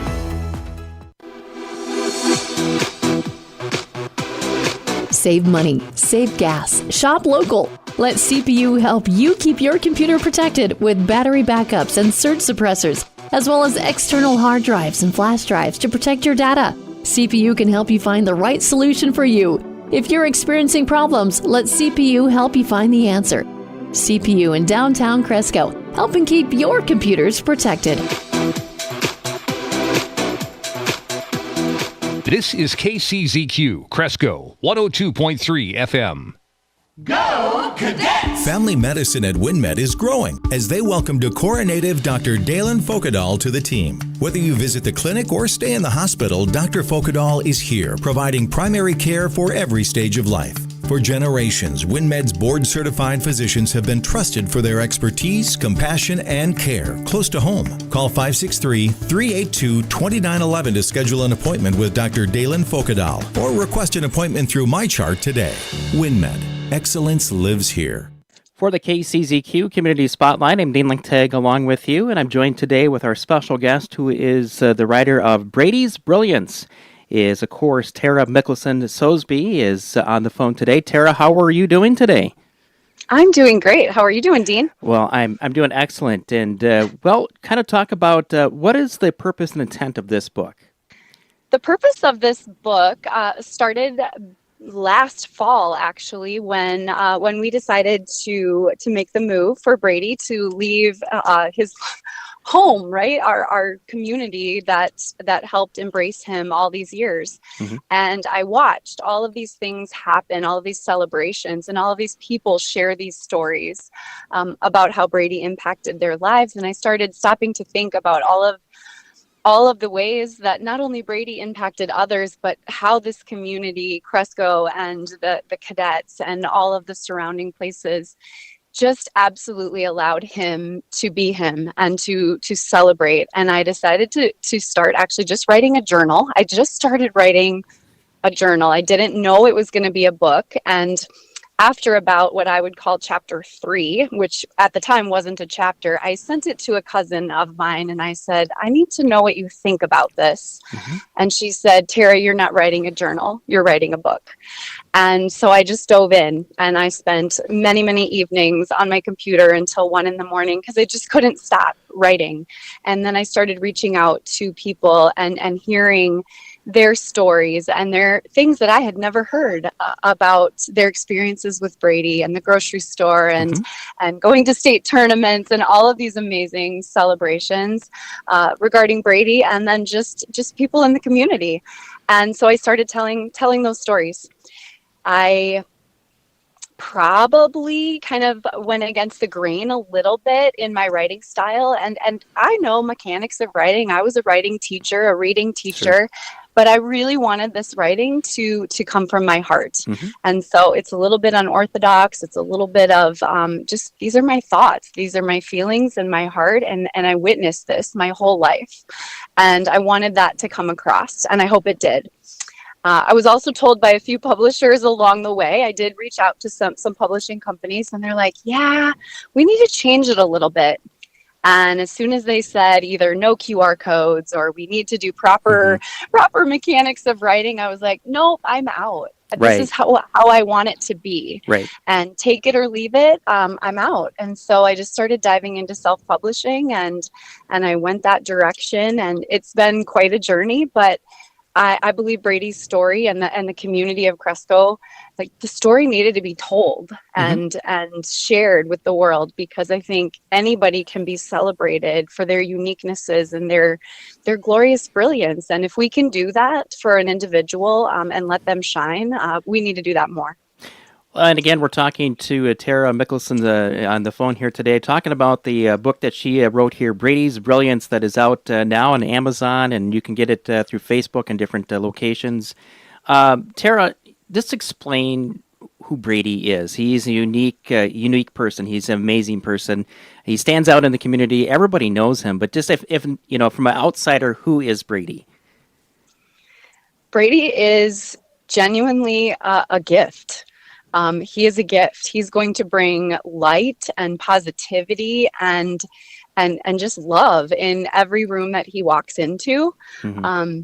And I think everybody can feel that, and they might be a little cautious at first because, you know, he's unique, he's different, and he's very outward. He's going to give you a big hug. He Every might even time. give you a kiss on the cheek, but once you understand that it truly comes from connection and his genuine heart, most people really do embrace that and love it and actually look forward to it. So.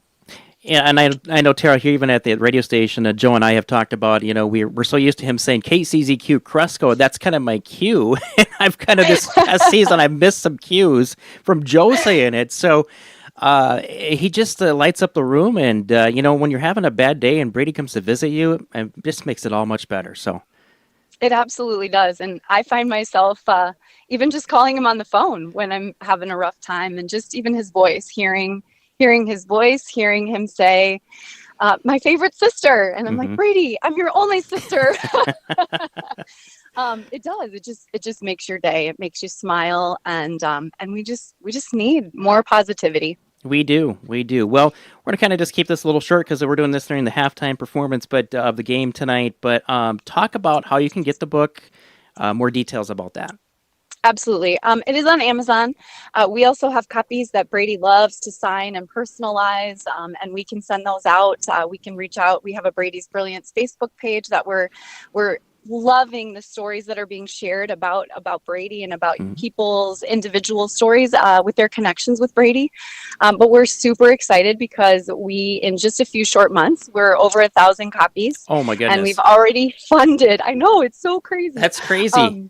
We have funded 2 years of full scholarship, $500 scholarships at Crestwood through the Crestwood Dollars for Scholars. We've got that all set up. Mrs. Hartman and Ryan Kreitzer and I met a couple of weeks ago, and that's going to be all set up.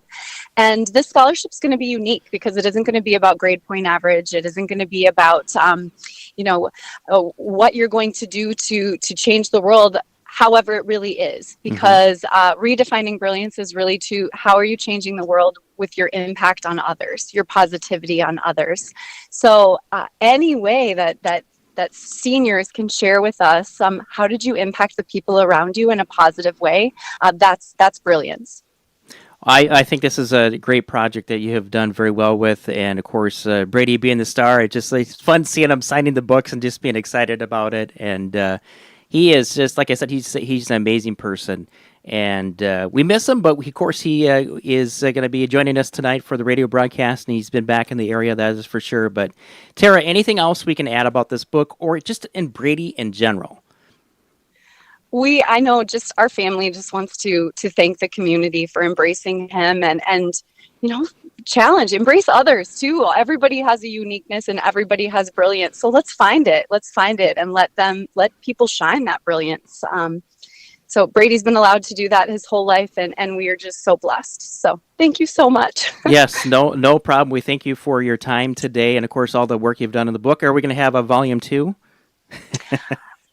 We are considering that. Children's book might be the next. Oh, I like that one. A children's book. And then we are also looking at recording an audio book, which will be Brady and my voices reading the book for people that like to listen to stories. So those 2 things are on my to-do list. All right. Well, they can reach out to you on Facebook. Give me the Facebook page one more time. It's Brady's Brilliance. Pretty simple. You'll find him. Well, Tara, Absolutely. Thank you so much for spending some time with us today. And we'll be talking to Brady down the road, and looking forward to hearing him back on the radio. Thank you so much, Dean. Go Cadets. Back to Cadet Football here on KCZQ. Thanks to Tara for joining us at the halftime break. Talk about Brady's book. If I've read it, of course. If you haven't read it, be sure to read it. Brady, I got to ask you, though. I've read your book, but what about the movie of your life? When is that going to come out? In the book, too. Because I'm sure you're going to play yourself. Who are you going to get to play me? I don't know yet. I was thinking Tom Cruise would be good, because we're about the same age. He's 63, I'm 65. He'd have to get in a little bit better shape for the movie. Tim Allen would be me. What, you're going to play me? Tim. Who's going to play you, Tim Allen? Yeah. Oh, the Tool Time guy? Yeah. Okay. Now, Well, wait for a second half kickoff to get started here. We've got a couple of minutes here. So, people are always wondering how you're doing. How you're doing down in Waverly? Well, it's awesome. I love it. Love it down there. Okay. Well, have you gotten married yet? Nope. Not yet. Not yet. You're still working on that? Yep. Okay. We do have a couple halftime scores for you from other games. Osage and Boyden Rock Valley are scoreless at the halftime break. And Waukon leads Bellevue 12-0. That's a halftime score. They just went to the halftime break a moment or two ago. So a couple other districts team scores for you.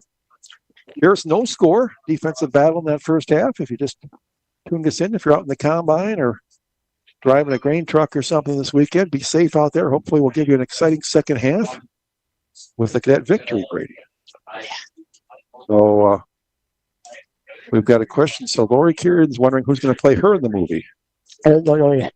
You don't know? No. Juliet. Okay. You're still working on that too? Juliet, I said. Who is? Juliet. Juliet who? In the movie. I don't know. Juliet somebody will play her. Okay. Yep.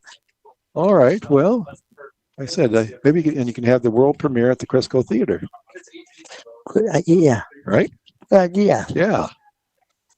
And you'll buy pizza and beer afterwards for everybody? Maybe for you guys. Not me. So. Okay. Well, we're under a minute to go to the start of the second half, thankfully, and we'll get going here. Pirates are going to receive the kickoff to start the second half. They'll have the pairings announced, I believe, tomorrow morning after all the games get done tonight. Ooh, like I said, the Cadets can pull one off, and hopefully we'll have playoff football again next Friday night. I don't know where it'll be at. We don't know where it'll be at if we win, so we'll just have to wait and see. Maybe you can make it again if we play again. But let's go. No, hopefully, maybe. You never know. Right. Okay, looks like they're finally winding things down here, Brady. So we'll get ready to get going here in the second half. So the Cadets look like they're going to kick right to left. Flag still blowing pretty much straight down out there in the north end zone. So not a factor here in the second half. And we'll check the temperature here, Brady. Here in Alburnett, we're down to 44 degrees right now. 52 at the kickoff says 44 degrees, feels like 41 right now. So Nate Meyer's going to tee it up on the near hash. He said he'll kick right to left.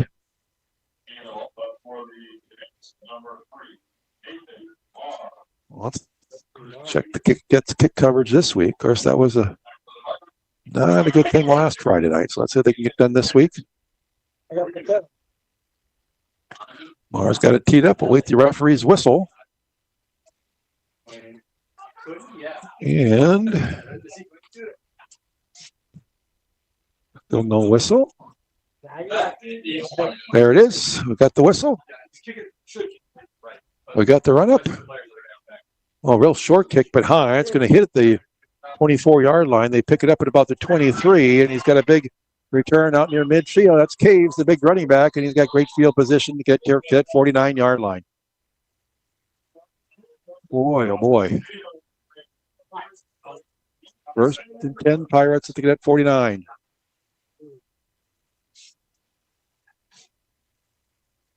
Kennedy's out there with Regan and Skoda. Gibson and Curtin at the ends. Zoina and Peter at the linebackers. Got Niblick, Holzer, Smith, and Isaacson in the secondary. Here we go, out of the pistol formation.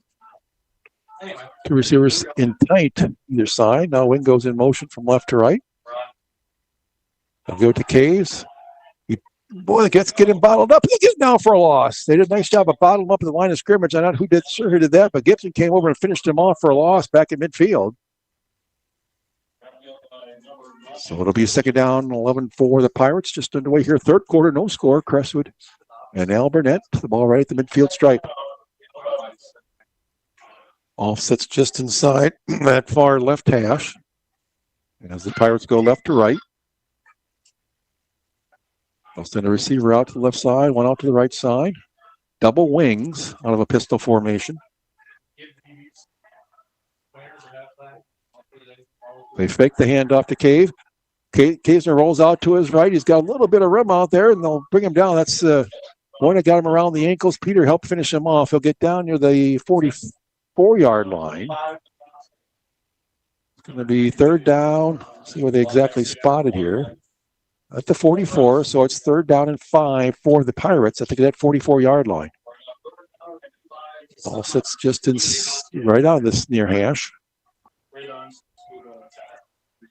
They'll send 2 receivers out to the wide left side, 1 to the short right. Out of the pistol formation. He's going to look to throw. A little quick down and out. Gave him too much space. He's got the first down. Down to the 37-yard line. It's a 3rd and 5, and they're giving him 10 yards cushion. Just a quick hitter. He makes the catch right at the first down marker, goes down to the 37. 1st and 10 for the Pirates. So now that's the plan. I do tell them when I have time. Ball stays on the near hash. 1st and 10 Pirates at the Cadet 37. The formation. Or have to hold them. Gets it to Caves. He's at the line of scrimmage. Ball's on the ground. Yeah, Caves have it. Caves fumbles, gets on top of it. Didn't see who came up with it, but they knocked it loose. And the Cadets will have a first down at their own 40-yard line. Ludwig out there to snap it still with Pedretti and Allendike, Wiegert, and Regan out there in the line. Berg at the tight end. Dertina. Donlin and Marr out there as well. Lovano and Moden. Marr was on the short left side by himself over here on the near side. Lovano's going to run this way. He's got some room to the 45. Stiff arms a man. He's close. He's got the first down just into Pirate territory. 1st and 10 Cadets at the Pirate 49. So both teams have 1 turnover. Pirates intercepted a pass on a 4th down pass in that first drive for the Cadets. Now the Cadets get a turnover on the fumble recovery. 1st and 10 Crestwood at the Pirate 49. Ball's on the near hash. Cadets work right to left, south to north here in Alburnett. 2 to the right side, Marr to the short left. Ivano on the right-hand side. Now Marr goes in motion left to right. So all 3 receivers on the right side. The Cadets are run to the left. Ivano gets hit right at the line of scrimmage, and that's going to be no gain. It'll be 2nd and 10 for the Cadets. They maybe give him a half a yard to the 48.5-yard line, but call it 2nd down, about 9.5 for the Cadets. Oh, look, they're going to give him a yard all the way to the 48, Brady. So call it 2nd and 9, Crestwood at the Pirate 48. We've played 3 minutes here in the 3rd quarter. No score, Crestwood and Alburnett. Dertina and Donlin to the left side. Marr to the short side of the field is Lovano. On the right-hand side, Loden's looking to throw. Pump fake short, throws it deep. He's got Donlin out there. He overthrew him at the 25-yard line. Heading towards the sideline there. Donlin had a couple steps on the defensive back. The ball overthrown. It was there, and it's going to bring up a 3rd down and 9 for the Cadets at the Pirate 48.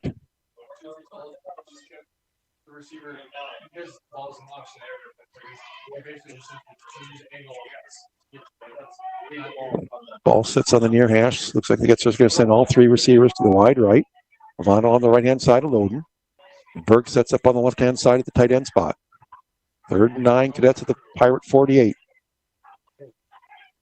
Run it to Lovano. He's going to be throwing for a 2-yard loss in the backfield. Back to the Cadet 49. Tackle shot through there. Ran right through the block. It tapped, and now it gets us in the punt team on the 4th and a dozen at their own 49. 8.5 to go here. Scoreless 3rd quarter. Loden, the last punt was a bit of a high snap. He had to go up and get it. Let's see what happens here. He's standing back at his own 38-yard line. Deep man back for the Pirates, their own 15. No, center got his guy. Men up on the line. Good snap this time. Gets it away. A nice high kick. It's going to sail into the end zone. Hits the 5 and goes into the end zone. So a 51-yard punt by Loden will be net of 31 as they'll bring it out to the 20-yard line. 1st and 10 for the Pirates at their own 20-yard line. 8:01 to go here in the 3rd quarter. We're scoreless. One of those games, just the feeling it's going to take a big play one way or another to maybe decide this thing. Brady? Right. Here we go. 1st and 10 Pirates. They'll put the ball right in the middle of the field.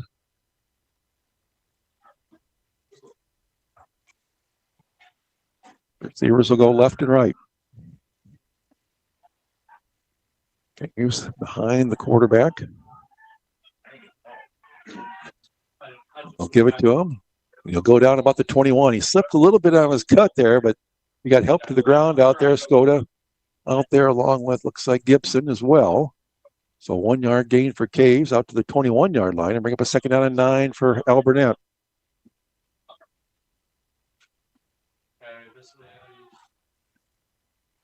All just inside the near hash.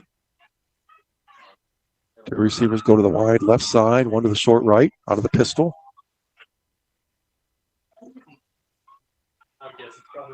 Snap back in good shape. He's taking a deep drop screen pass. He throws it underneath. He's got the screen pass. They got a lot of room. He's still running out there in midfield. Somebody's got to bring him down. Caves all the way down inside the 40-yard line.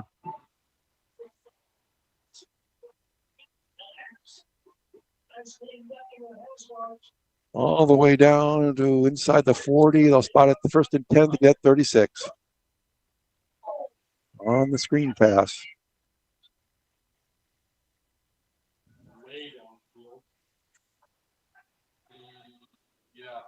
That's a 5 yard.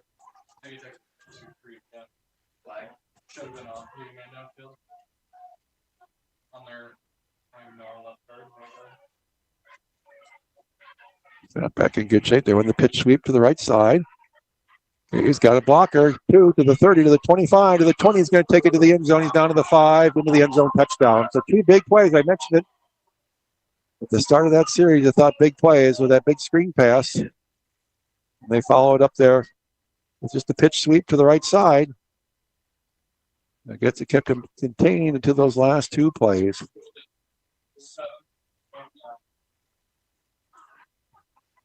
We'll wait the extra point try here.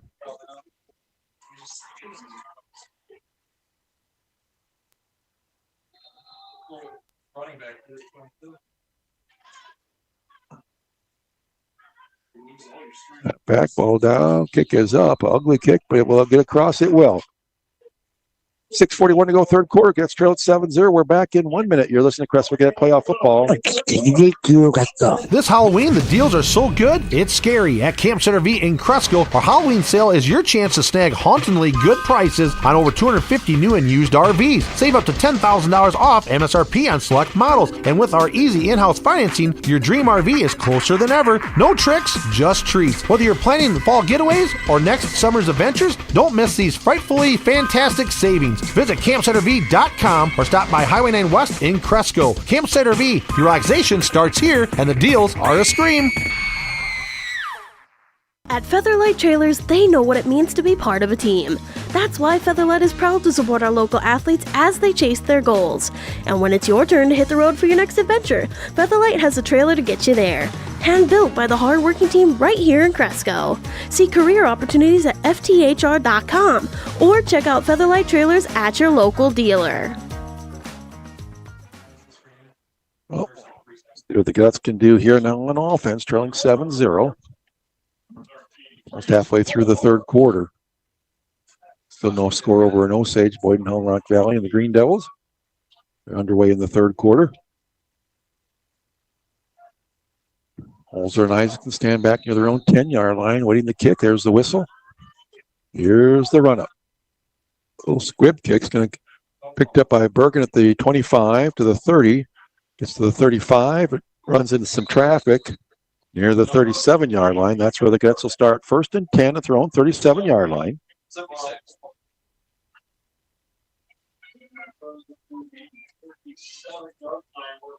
Ball's on the near hash. That's where the Cadets will start. 1st and 10.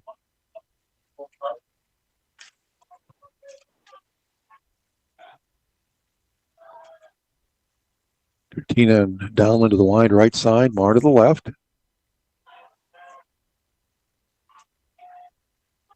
Otto waits the snap back from center. Gets it back in good shape. Looking to throw. Here's a fade to Marr downfield. Marr's got some space. He only dropped it at the 30-yard line. Oh, my goodness gracious. He had his hands on there. Some bumping on there with the defensive back, but he broke free at the last second. Had it in the hands at the Alburnett 30-yard line with nothing but green grass between him and the end zone. Instead, it's just incomplete. 2nd and 10 Cadets. We've mentioned that a couple times earlier. He's got a kid on him that's a lot smaller than him. Couldn't quite execute it here. Now 2nd and 10 Cadets from their own 37. All three receivers bunched tight to the short left side. And we get a whistle and a flag, or get a false start legal procedure against the Cadets. Well, Costa gets 5 yards and make it 2nd and 15, back at the 32.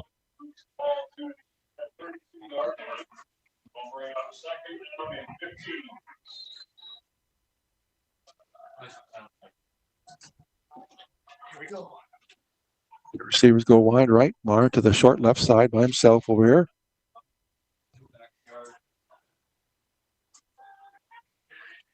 Going to throw. On the right side, he's got Dertina. The ball's a little bit underthrown, though. Dertina makes the catch. Down the sideline. He's going to be brought down short of the 20. There was some contact. Looks like Dertina maybe got a little extra shot out there, but no flag. And it's down to the 21-yard line. 1st and 10 Crestwood. So 1st and 10 Cadets at the Pirate 21.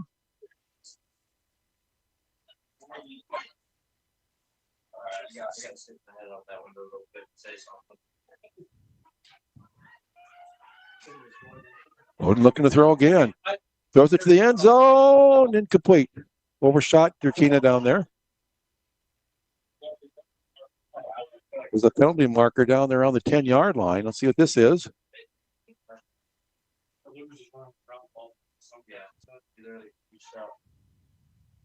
Talking about on the far sideline. Flag lays down there near the 10-yard line where Dertina was running the route down there. No signal yet. Stop turning your ass the other way and start walking. It's not going to be yeah. I heard that. One of two things. I was asking that kid said something to him, the ref himself, or he's telling that he's asking the ref just going like lightly. Hey, no signal. Yeah, the referee's walking all over the place out there. We'll get a signal. Pass interference against the Pirates. So I guess they're going to have it. They'll spot it. They'll put it at the spot of the foul of the 10-yard line. It should be 1st and goal, Crestwood. 1st and goal, Crestwood. Well, no, guys, that's not quite 1st and goal. Just outside the 10-yard line, it looks like. Bovano to the 10-yard line. Plows forward. They keep the plow. The plow keeps pushing all the way inside the 5-yard line. Great job there by the line as he ran to that wall there about the 7 or 8-yard line. They pushed the pile all the way down to about the 3. 2nd down. And about a long 2 from there. Gets down 7-0, but threatening. 5:35 to go, 3rd quarter. Spotted at the 3-yard line. They get a 1st down just inside the 1.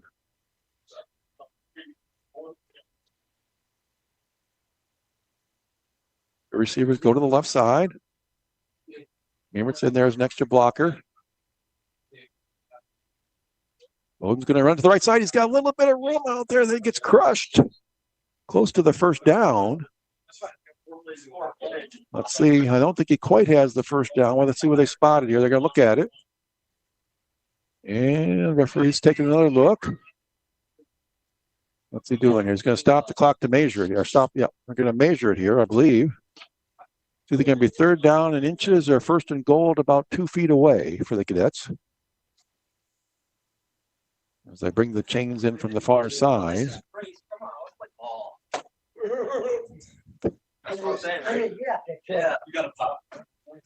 So they'll stretch the chains out here momentarily. They got the pin set. Here comes the stretch. And he's short by a couple inches. So 3rd down in inches inside the 1. A big play here for the Cadets. So you got to take it. You got to get this in the end zone. Clock stop, 4:55 to go. They'll wind it here in the 3rd quarter. Gets down 7-0. Yeah, like what the? They're pulling the chains back right now. If we're being honest. That's how I'm going to be right now. Here we go. That's a head up to the line of scrimmage. Still working on the shotgun. Odin waits to snap back. He gets it. Tries the right side. He's in, standing up in the end zone. Touchdown, Crestwood. 7-6 gets trailed. Here comes Mitch Williams on to attempt a game-tying extra point potentially.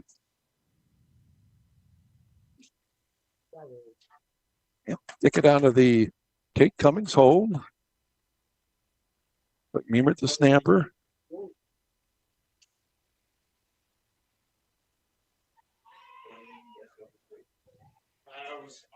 Williams eyes it.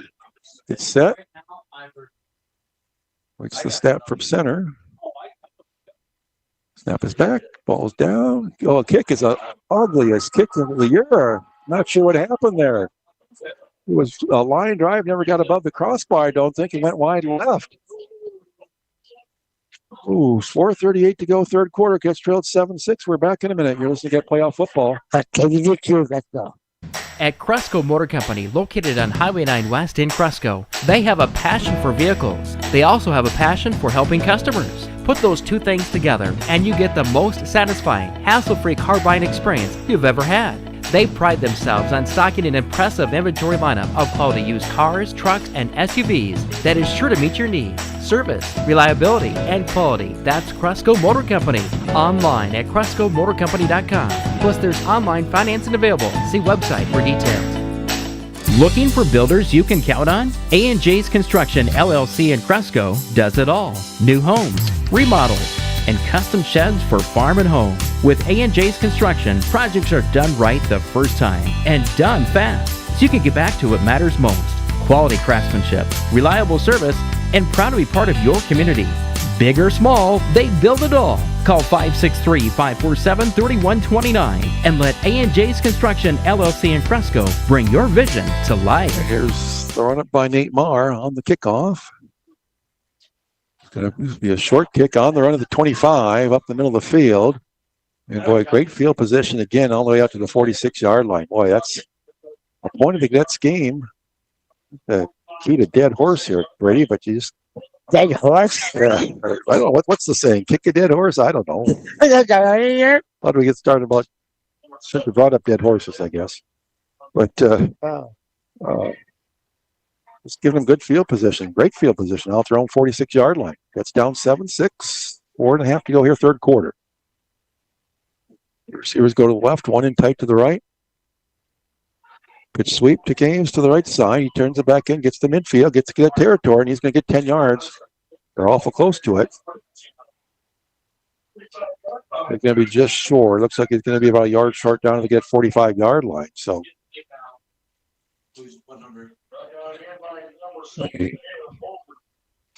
Holzer finally brought him down, but not till he gets 9 yards down to Crestwood 45. Ball's on the near hash. That's probably why both linebackers are getting reached. Up to the line of scrimmage, 2nd and 1. The same formation. I think it's a pass. Look at the pass on the 2nd and short. He gets a pump fake. Now, man, we bid on it. We unfortunately overthrew the defender. He gave that pump fake to for the short, that short little hitch route. There was a little wheel around he took off deep, and he was open, but fortunately was well overthrown. So it's 3rd down in the yard at the Cadet 45.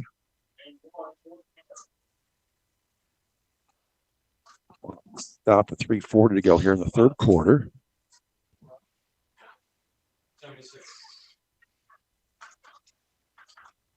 Beavers 2 to the wide left side, 1 to the short right.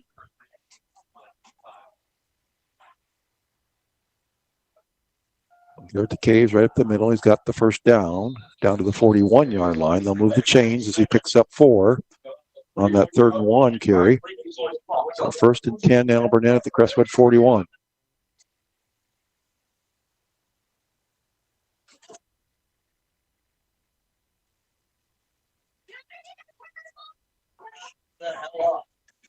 We go to the wide left, 1 to the short right. There's that sweep to the near side to the right side. This time, Gibson's got him for a loss back to the 43-yard line. He fought his way through the block out there and was able to grab a hold of Caves and bring him down. Well, give them just a 1 yard loss back to the 42. So 2nd and 11 for the Pirates. 3-minute mark to go here in the third quarter. Crestwood trails Alburnett 7-6. I don't think they're going. If they go past, they got nuts. The receivers left, one right, out of the pistol. I'm going to go with that. There's a little swing pass. He tries to bring it back in. Now he tries to back it outside. Gets you to corral him out there. They will finally. He'll pick up about 3 yards. Little swing pass out there to the slot receiver. He tried to bring it back inside, then he tried to break it back outside, and he'll pick up 3 down to the 39. So it's going to bring up a 3rd down and 8 for the Pirates at the Cadet 39-yard line. The ball now resting on the far left hash. So I'd say 3rd and 8, big play, Cadet defense. One to the, I'd say a double wing receiver either side out of the pistol. Looking to throw. Little quick pitch out here to the receiver, and he'll be wrapped up by short gain. He'll be wrapped up by, what was that there, Nibblink. It's going to be 4th down and about 3. They've got the 34, and then you got to get to the 31. So call it 4th and 3 for the Pirates at the Cadet 34-yard line. So huge play for the Cadet defense right here. Ball's on the near hash. 1.5 to go, third quarter. Big play, Crestwood. Come on. Cadets need to stop right here. 4th down. Probably just a hair under 3. Out of the pistol. It's a wild. Looks like, it does look like a wildcat formation. It's going to go straight to Caves. He gets it. He's running to the left all the way. He's got to shoot through there, and he's going to bust through. He's going to take it to the end zone. He broke through the original line of scrimmage there. Everybody was in tight for the Cadets, and he kicks it all the way to the house for the end zone. For the touchdown. The Wildcat snap, and it looks like the Cadets had it strung out for a bit, but he was great job of waiting for that hole to open up. He broke a couple tackles there, tackle attempts, I should say, on the line of scrimmage, and he's in the end zone. 1:09 to go. Third quarter, Cadets now trailing 13-6, pending the extra point kick try here. You didn't have a blitz call, did you? Okay, right here. This is who should have made the play. Watch. There's a snap back. Ball's down. Kick is up and it's blocked. No good. So Cadets down to 7 at 13-6 with 1:09 to go third quarter. We're back in 1 minute. You just get playoff football. Today on Hey Culligan, smooth skin and soft hair comes from where? Here's Mike. Hey Culligan, I've tried every conditioner, lotion, and body wash known to man, and my skin still feels like sandpaper. It could be your water, Mike. Oh, that's harsh. More like hard water. Are you interested in smart, high-efficiency water softeners from Culligan Water? Huh? Want baby smooth skin and soft, luxurious hair? Yeah, can you hurry? I have a date tonight. We're already on the way, Mike. See Culligan and Cresco, a family-owned business since 1976, serving Howard, Winneshiek, and Chickasaw counties. Call 563-547-4014. At H&R Block, they want you to focus on your business while they handle your books. From payroll and bookkeeping to expert tax preparation and advice, they're ready to put their expertise to work on your small business. For the year-round services you need and the one-on-one attention you deserve, partner with H&R Block. Stop by their office at 712 2nd Avenue Southeast in Cresco, or give them a call at 563-547-4811 to learn more. Isaacson and Holzer back deep at their own 10-yard line. There's the whistle. Here's the run-up. Another line drive kick hits at the 25, picked up by Holzer at about the 18. The sideline to the 30 to the 35, and you'll get out good field position for the Cadets as a flag comes in. Behind the play at the 40-yard line. Holzer gets all the way out to the 47.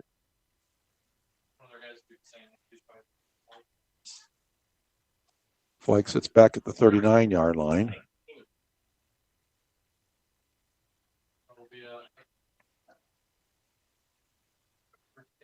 Discussion over what the possible call is here. I don't understand. There's been a lot of discussions tonight, Brady.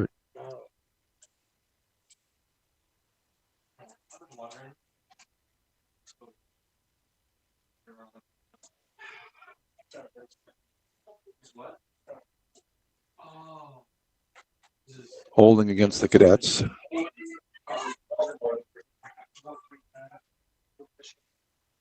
So Cadets will start, instead of their own 47, they'll start back at their 29-yard line. 1st and 10, going left to right, down 13-6. 1:01 to go here in the third quarter. Ball in the near hash. Donald and Marr to the short left side. Regina way out wide to the right out there. Lano on the left-hand side of Loden. They give it to Lano. He tries the right side. He's running horizontally. Tries to get the corner turn. He gets some positive yardage out over the 30. Near the 33-yard line. He'll pick up about 4. Bring up a 2nd and 6 for the Cadets. We're under a minute to go. Down to 45 seconds to go here. Third quarter. Gets down 13-6. 2nd and 6 at the Pirate 33 on the far right hash.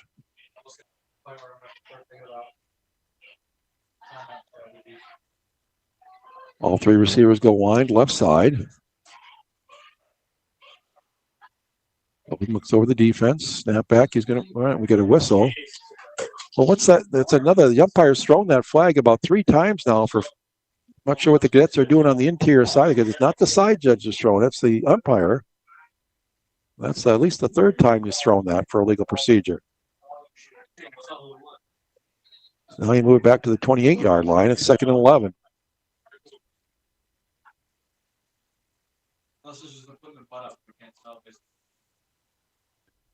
So 2nd and 11, Cadets back at their own 28. Loudon's going to try the right side, and he'll lose another yard or so. And the flag comes in late, so let's see what this is.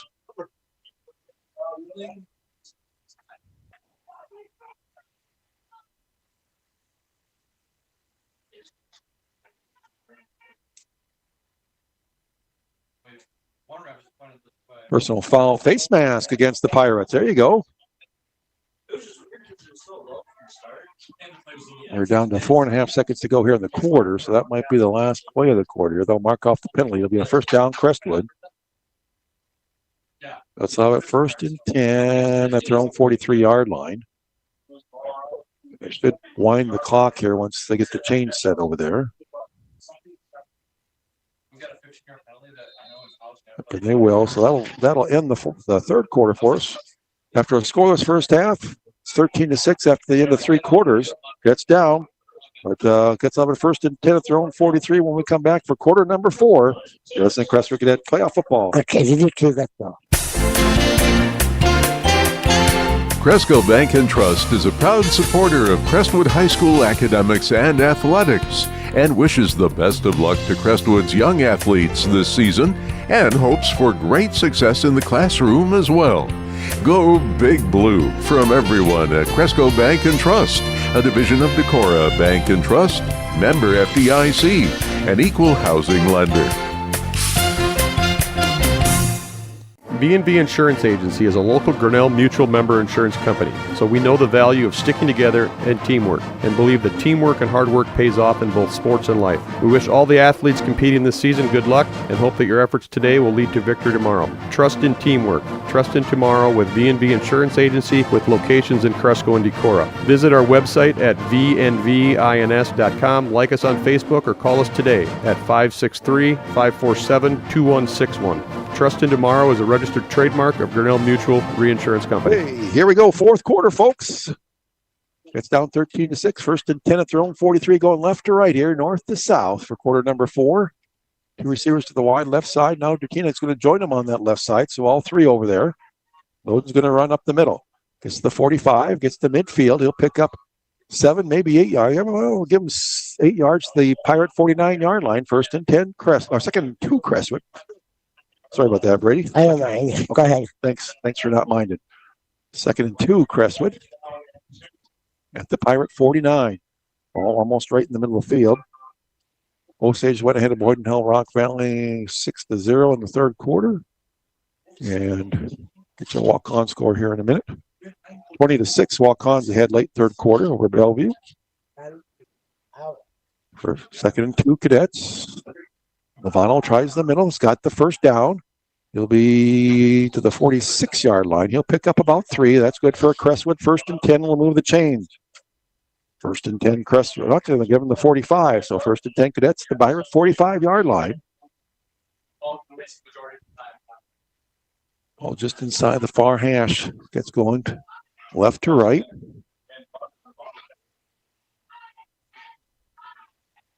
All three receivers go to the wide right side of the field. Milano on the right-hand side of Loden. Berg, the tight end, sets up on the left side. Long snap count. Loden tries the right side, dances around out there. Gets it down to the 35, keeps the pile moving to the 30-yard line. Inside the 30, Alex Loden's going to pick up more than 15 yards. He's going to pick up 16 yards down to the Pirate, 17 yards to the Pirate 28-yard line, Brady. Oh. Whoa is right. He kind of danced around, so they can get a nice job of waiting for the hole to open up. And it's first and 10, Crestwood at the Pirate 28, ball in the middle of the field. Gets down 13-6. Two receivers go to the right side, one to the left side. Ravano on the backfield with Loden. First and 10 at the 28. Loden's looking to throw on first down. Looking. Throws it left side for Marr towards the end zone. Jump ball! And it's knocked down. Nice coverage out there. Ball was a little underthrown. It was... Marr had a half a step on him maybe, but the ball was a little bit underthrown. The defensive back was in a great position there to knock it down. So it's second and 10, Cadets at the Pirate 28. Clock will stop. 10-12 to go in the ball game. It's down 13-6.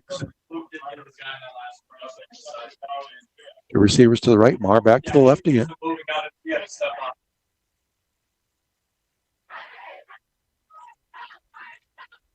Lavano tries the left side. They keep the pile moving, but not a lot there. The ball came out. He was fighting for yardage out there. Ball's out, and it's Alburnett football. There's going to be a short gain anyway. He was fighting for extra yardage out there, and the ball comes out. Turnover to the Pirates. They've got a first and 10 at the 28-yard at their own 28-yard line. 10:03 to go in the ball game.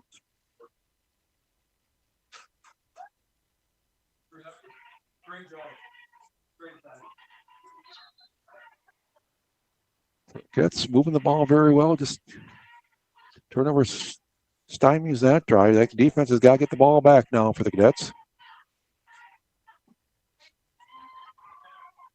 It's down 13-6. First and 10 Pirates at their own 28. Ball on the far hash as they go right to left.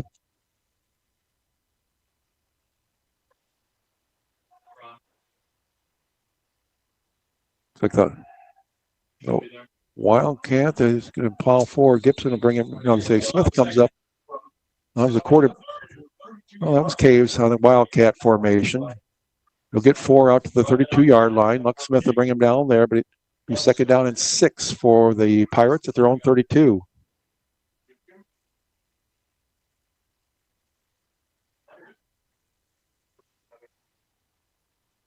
Ball's on the near hash as they come up second and 6 at the 32-yard line. Two receivers come to the left side, one to the right side. Back to the pistol formation.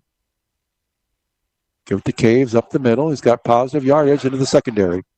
He's out near midfield before he's finally brought down. All the way out to the 48-yard line. He'll pick up 16. Well, it gets contained in the first half, but after that opening series in the second half, they had trouble keeping them under wraps. First and 10 Pirates at their own 48.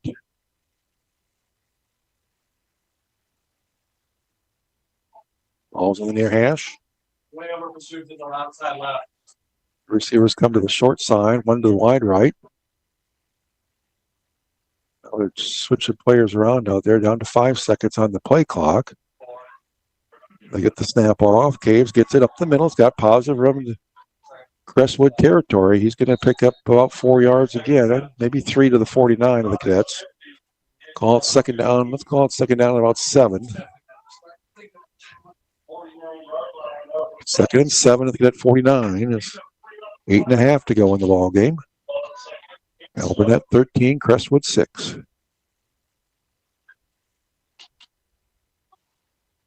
Almost in the middle of the field. They'll send 2 receivers left. Couple bunch to the right side of the pistol. Good sweep to the right side to Kays. Gets tried to string it out. They do so far, but they'll push him out right about the line of scrimmage. Nice job there. That was out there. Ziblik came up to help push him out. Gibson was over there. They'll mark it back near the midfield, so he lost a little bit. It's going to be third down and about 8. Ball right at midfield, 3rd and 8. They've got to get down to the Cadet, about the 42-yard line, and they're at midfield. So big play, Cadet defense right here as we hit the 8-minute mark. So the clock stopped with 8:03 to go here in the fourth quarter as he went out of bounds. One receiver comes wide left, double wings. Looking to throw. He's rolling to his left. Got too much time. Again, throws it underneath. Got a man overthrown. Got a hand on it out there at the 40-yard line, but couldn't reel it in. So now it's 4th down long. You think they got to punt this thing away here. 4th and 8 at midfield with the clock stop with 7:58 to go in the ball game. That's down 13-6.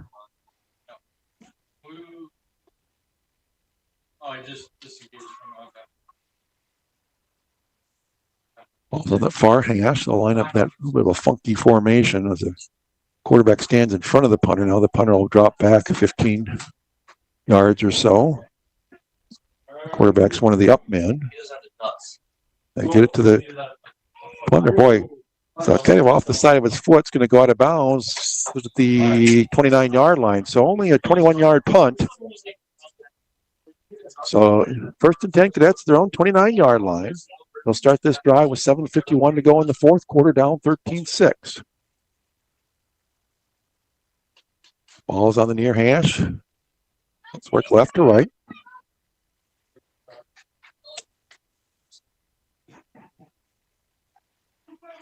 Omar goes to the wide left side. Dertina and Donlin come to the short right side.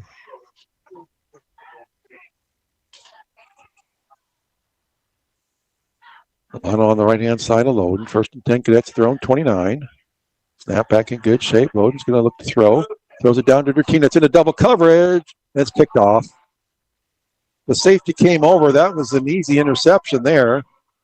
He threw it in the double coverage. The safety comes floating over, and it's picked off the Cadets at the Pirate 47-yard line. 3rd turnover of the night by the Cadets. 2 interceptions and 1 fumble.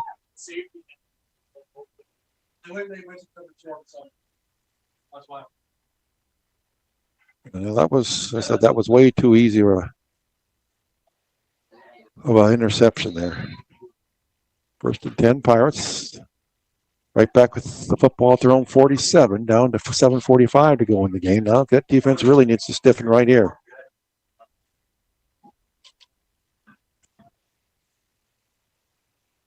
Wildcat snap to Caves. The flag comes in right away. They're chasing him back. They're going to throw him for a loss back to the 43-yard line. 2 flags came in pretty quickly there. The loss of 4 back to the 43.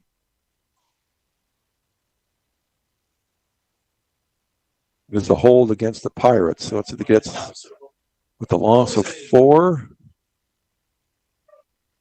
Looks like the Cadets are going to decline it here and bring up a 2nd and 14. Back at the 43-yard line. Where are they moving the football up there? No. Cadets are going to take the penalty. So they'll mark it back to the 37-yard line. So that's a 13 and 7. So it's a 1st and 20. Back at their own 37 for the Pirates. They'll wind the clock, 7:40 to go. Gets down 13-6. Need of a stop here. 2 receivers to the left, 1 to the right. They'll give it to Caves right up the middle. He hits the hole in a hurry. He'll get positive yardage back to the 41. He'll pick up 4. So they'll bring up a 2nd and 16 for the Pirates at their own 41.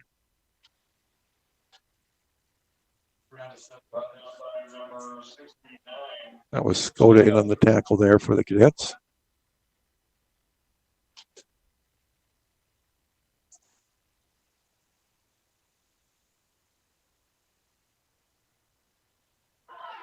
The receivers go to the right side, 1 to the left, out of the pistol.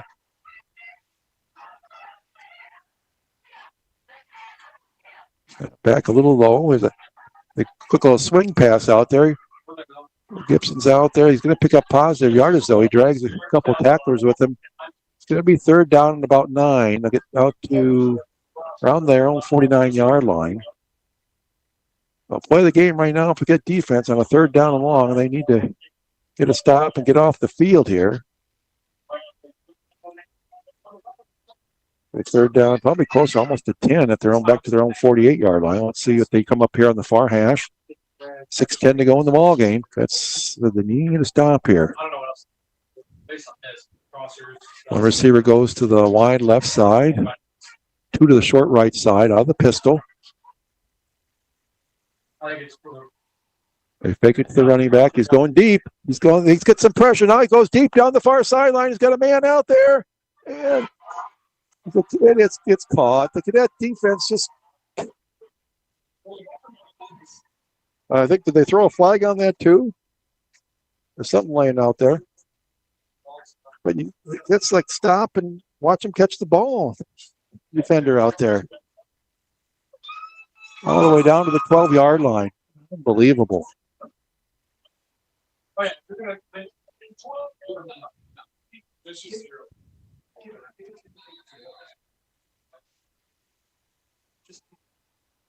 First and 10 at the 12-yard line. One, he had way too much time. They finally got some pressure towards the end, but that ball was up in the air forever, and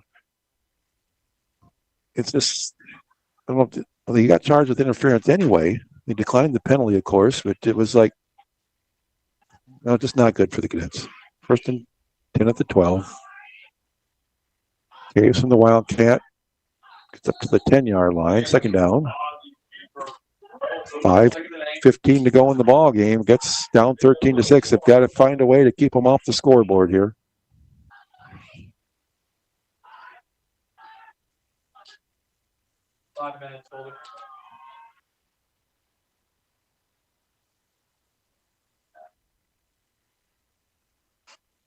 Second and 8 at the 10-yard line as they come up to the line of scrimmage.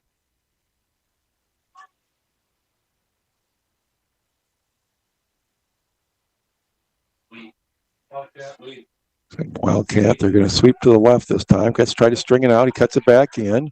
It's down to around the 8-yard line. So it's going to be third down. I think they'll spot him at the 8. They've got to get to 2, so call it 3rd and 6.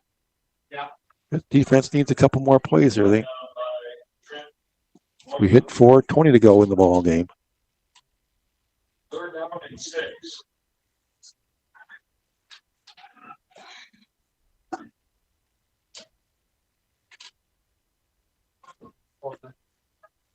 Ball's on the left hash. 2 receivers go wide right. 1 to the left out of the pistol. It's 3rd and 6. Quarterback rolls to his right, still rolling, throws it to the man underneath. Nice job out there. He's hit right at the line of scrimmage. He made the catch. We're going to be at 3 minutes, 10 seconds. Gibson out there. So it's going to be third down. So they mark it back at the 9. So it's going to be a 4th and 7. I don't think they don't have a field goal kicker here. We're going to go almost to it's 3:35 right now. Clock's rolling. This is the ball game right here for the Cadets so far. You got to keep them out of the end zone. I think they may run this all the way down to like 1 second and take a timeout here, as they haven't sent the quarterback out on the field yet. There's 8 on the play clock, and they're going to burn a timeout to talk about it.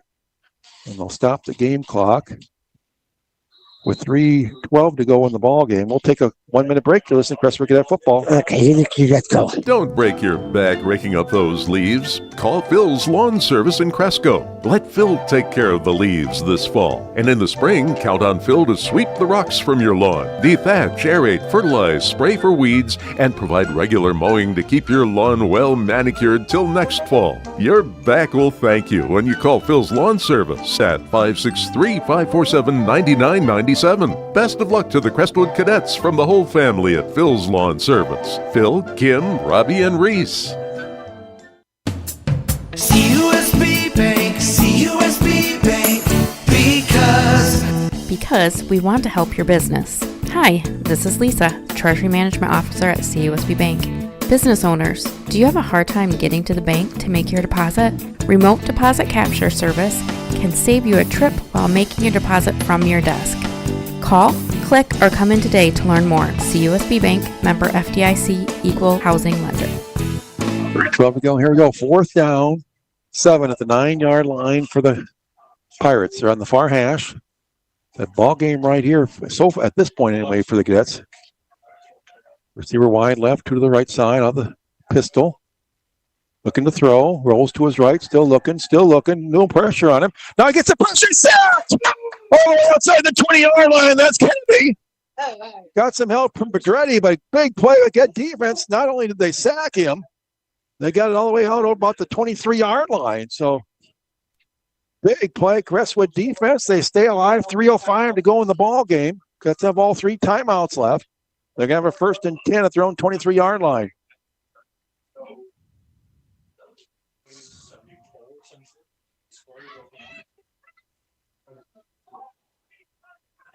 Ball's on the far left hash. All 3 receivers go wide right. Here's the season right here for the Cadets. The drive of the season right here. 1st and 10 at their own 20. They'll call it the 24-yard line. Snap back. Lode's going to keep it up the middle. Gets out over the 25. Got rise forward near the 30. Going to pick up about 6 yards on 1st down and bring up a 2nd and 4. 50 to go. Clock rolls. Receivers to the wide right side again. Not on the right-hand side of Loden. It's taking a lot of time up there. They give it to Lovano this time. He's got 1st down yardage out near the 39-yard line. They'll stop the clock to move the chains. 1st and 10, Crestwood at their own 39. 2:30 on the clock. Ball's in the far left hash. They'll wind the clock. 3 receivers to the wide right side. Snap back. Lovano tries the middle. Goes to the left side. Got positive yardage out near the 45. He'll get about 6 yards. Going to be 2nd and 4. Cadets have to hustle up to the line of scrimmage. 2:10 on the clock as it runs. Taking some time out there. They're still in the huddle. Now they'll break the huddle. 2 minutes. 2nd and 4 at their own 45 for Crestwood. 3 receivers to the wide right. Loden will try the middle. Loden will plow forward. He's got the 1st down into Pirate territory near the Pirate 47. Clock stops, 1:48 on the clock. 1st and 10, Crestwood at the Pirate 47. Now they wind the clock.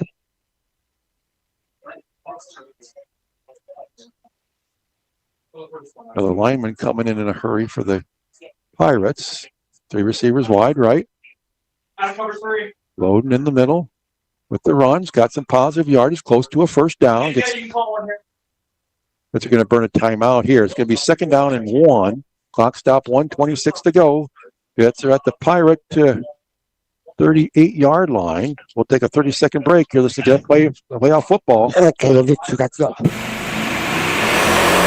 Shotzi's Body Shop at 214 5th Street Southeast in Cresco is your collision repair center, offering professional auto body and collision work. Shotzi's also does rust repair and features a semi-downdraft spray booth. Shotzi's Body Shop is family-owned and operated, processes insurance claims, and guarantees their workmanship. For your free estimate appointment, call 563-203-8070. That's 563-203-8070. Shotzi's is open Monday through Friday, 8 a.m. to 5 p.m. and Saturday by appointment. When you want the very best in auto body and collision work, it's Shotzi's Body Shop in Cresco. It'll be a 2nd down and about 1 for the Cadets. The Pirate 38. 2 timeouts left. 1:26 on the clock. That's down 13-6. Osage and Boyden Hill Rock Valley are tied. Halfway through the 4th quarter. Go 3 receivers to the wide right side. So you got a 2nd and short. You can afford to take a shot here if you want. Still have short yardage, but the Cadets are going to run it. Loden plows forward. Got the 1st down. It looks like he will. Just short of the 35. 1st and 10. Cadets come right up to the line of scrimmage with the new set of downs. 1st and 10 at the Pirate 35. They wind the clock. Now back in good shape. He rolls to his right. Looking. Throws it towards the end zone. Overthrown towards Zatina out there.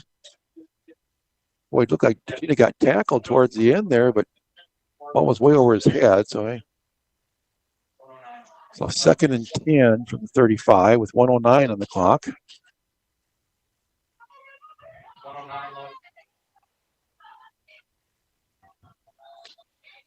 Now, Pirates are going to take a timeout, it looks like. And we'll take a 30-second break as well. Back in 30, you're listening to Crestwood Cadet Playoff Football. Go big at A&W with our always bigger, always better 1/3 pound double burgers. Choose from our double Papa Burger, double cheeseburger, or bacon double cheeseburger, packed with big time flavor. Try one today, only at A&W. At A&W, it's always a good time for a float. Date night, you'll love a float. Celebrating, you'll love a float. Craving creamy vanilla soft serve and made fresh root beer in a frosty mug? You'll definitely love a float. Only at A&W. A&W Highway 9 West in Cresco. 1:09 to go, fourth quarter. Alburnett 13, Crestwood 6. Gets with 2 timeouts left. Alburnett has 1 left. It'll be 2nd down, 10 Crestwood. Just short of the Pirate 35-yard line. Ball just inside that far hash mark as the Cadets go left to right. Let's break the huddle on the far sideline, come right up to the line of scrimmage. Regina goes wide right, down in the slot to the right, Mar out to the left. Now Mar in motion left to right, so all 3 receivers on the right side. Logan looking that way, throws it over the middle. He got some tough pressure. He had to throw it before he wanted to out there, and we got a flag in the middle of the field as well.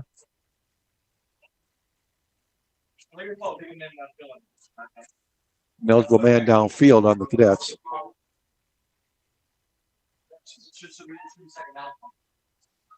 So if they accept it, it'll be 2nd down and 15 or 3rd and 10.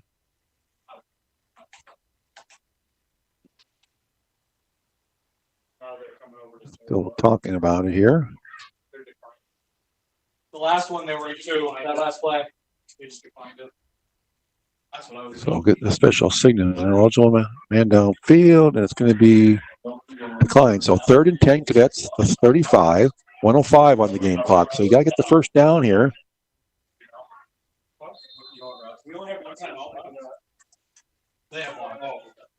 So all 3 receivers go to the wide right side of the field.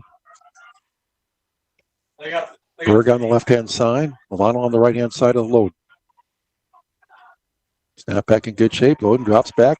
Got some pressure coming, throws it towards the end zone. It's into coverage. It's going to be picked off in the end zone. Way over. He's been overthrown tonight, and it's picked off.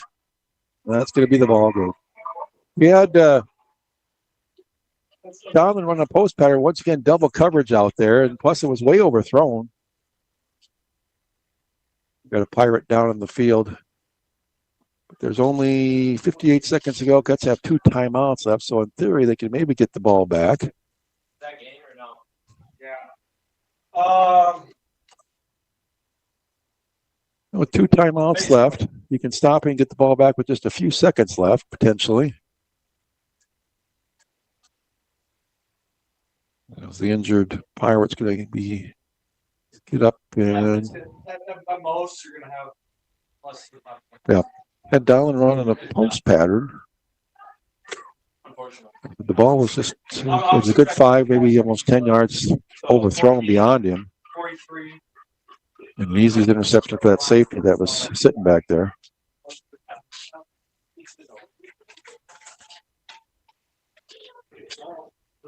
So they'll have it at their own 20-yard line. The Cadets have 2 timeouts to stop the clock here.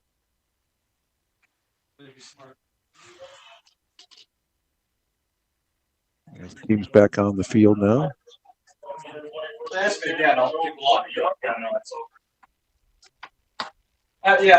they're smart, they'll just run the play out on the last play. With the snap back from center. Takes the snap. They give it to Caves, their big running back. He'll get a yard or so. Gets a burner timeout. We'll be back in 30 seconds. You're listening to Cadet Playoff Football. Need a high-quality sign? Check out Cresco's own Signs and Designs, Highway 9 West in Cresco. Signs and Designs offers computer-cut vinyl graphics or full-color printing graphics on vinyl, banner stock, or paper. Other products include magnetic signs, logo designs, and business signs. Call Signs and Designs today, 563-547-4476. That's 563-547-4476 for Signs and Designs, Highway 9 West in Cresco. So 54.1 on the clock. 2nd and 9 for the Pirates out there at their own 21-yard line. So let's have one more timeout left. And the Pirates can run off 40 seconds on the play clock. So things are gloomy, but not completely. I know. It's like that old, what's that movie, Dumb and Dumber? I know. So you're saying there's a chance. Right. They got Dumber. Yeah, which one of us? Which one? Is that us, Dumb and Dumber? You got right. Brady, thanks for coming over tonight. We appreciate that, buddy. Yep. All right, Pirates are going to take the snap, pitch sweep to Caves to burn some more clock out. But boy, gets have to get him to the ground. They will at the 25 and burn their last timeout with 47. So, thing is, if they can burn 7.5 seconds and then get tackled after this next play, it'll all be for naught. So let's thank our sponsors, Brady, during this timeout. As we're winding down here, cuts down 13-6 with 47 seconds to go. Thanks to Hanson Tire Service, Atomic Pizza Puff, Don Anderson Insurance, Gotch's Plumbing and Heating, Cresco Motor Company, and Regional Health Services of Howard County, all of Cresco. CUSB Bank, online at CUSB.com, Sovereign Grain. That's right. Crestwood High School All Sports Booster Club, CIA Insurance, Campsite RV, CPU, Lick Tag Lawn and Garden, all of Cresco. My Broadband and My Energy, Johnson Comfort Systems of Lime Springs, Route 63 Travel Plaza of Chester, Windmill of Decorah, Vern Lowers Auto Center of New Hampton, A&W, H&R Block, Northeast Iowa Motors, Fisk Farm and Home Signs and Designs, and the Cresco Shopper, all of Cresco. A&J's Construction, Featherlight Trailers, Cresco Bank and Trust, Henry Stitches and Prints, Culligan Water Conditioning, Suzy Q's, Shotzi's Body Shop, and Phil's Lawn Service, all of Cresco. Thanks to Fosick Earthworks, B&B Insurance, thanks to Cresco Decor and Bank, Iowa. So here we go. Gets out of timeouts. The Pirates just need to burn like 8 seconds here before they get tackled. They can run the clock out with no problem. They're in the pistol formation. Snap back. They'll pitch it to Caves. He's going to run around out there. A flag comes down right away. He's brought down with 40.1 on the clock, so they're going to have to snap it. And then look at this. Well, what happens, even if it's a flag, I'm guessing it's going to be a holding call against the Pirates here. But they can, if the Cats decline it, make it 4th down. They'll start the clock, the play clock, and the game clock, and run it down to 1 second, just snap it and take a knee, and ball game will be over. So we have gone from gloomy to completely dark here, maybe, Brady.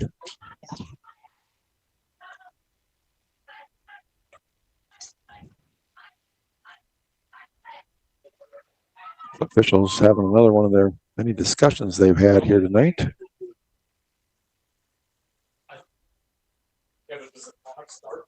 I think the clock technically stops even if you decline it, so you should decline it. I think the clock stops, but I don't know that for like I'm sure. But either way, just should decline it. They're still having a long discussion out there. I'm not sure what. If it doesn't, then you have 25 seconds, 40. Yeah. No, so either way, you decline it. No one's on the headsets over there. I'll try because they do have the play clock at 25 instead of 40 because of the penalty, which is good for the Cadets. So maybe we're back to just gloomy now.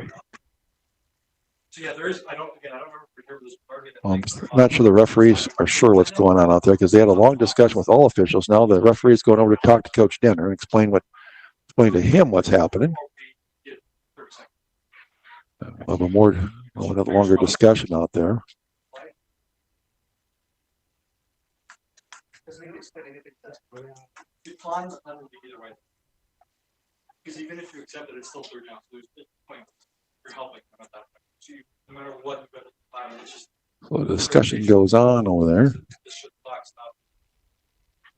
Yeah, I don't know why it stopped right there.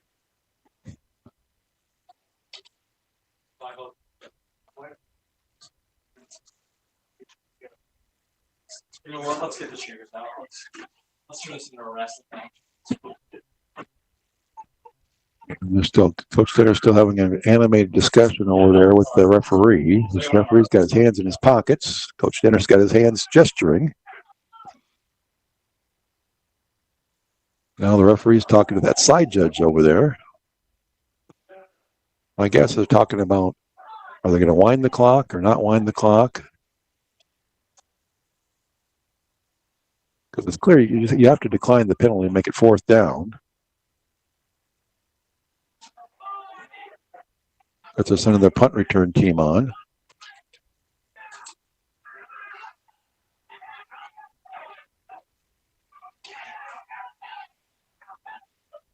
Now they're having a discussion with the Pirate coaches.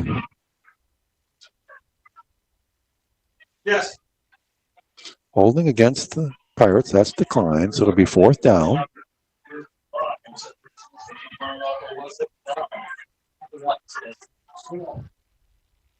If the other kids are telling you that. 41 seconds on the clock, 25 on the play clock, and they'll wind the game clock. So it's like a 16-second difference between the play clock and the game clock. And so the Pirates are going to run this clock down, run the play clock down, and take a timeout, I'm guessing. Whatever.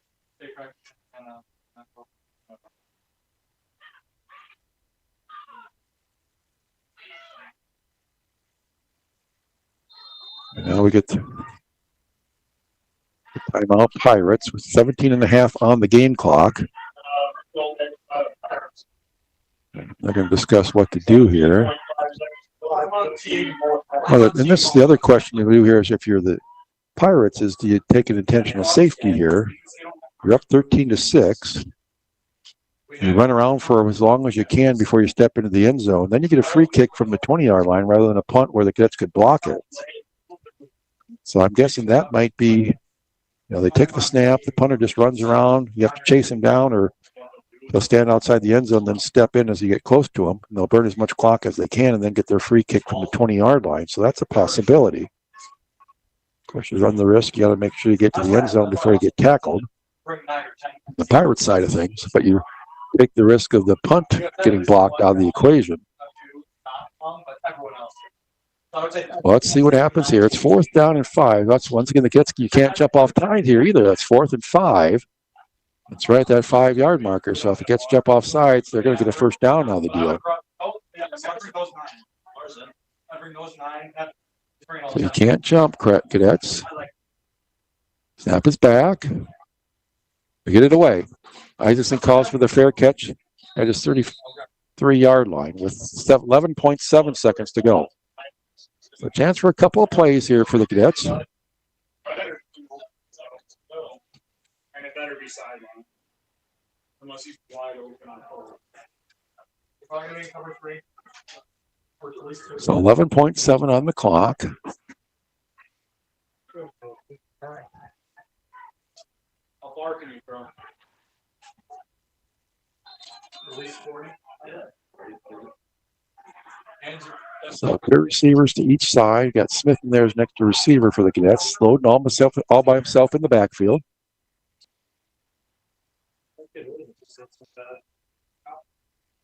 Logan throws it to the far sideline. Caught. No, dropped. Oh, Donlin had it for a gain out to the 45-yard line, but he dropped it. We're down to 6.9 to go, so you're running. Boy. You took away the shot. So unless they have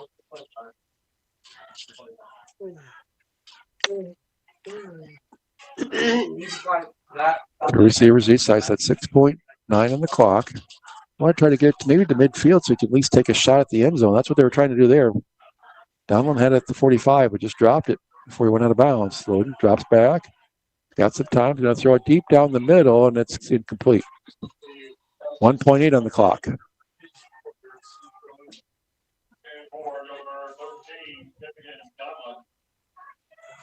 So, barring a defensive penalty, the last play of the ball game right here. 1.8 on the clock. It's down 13-6.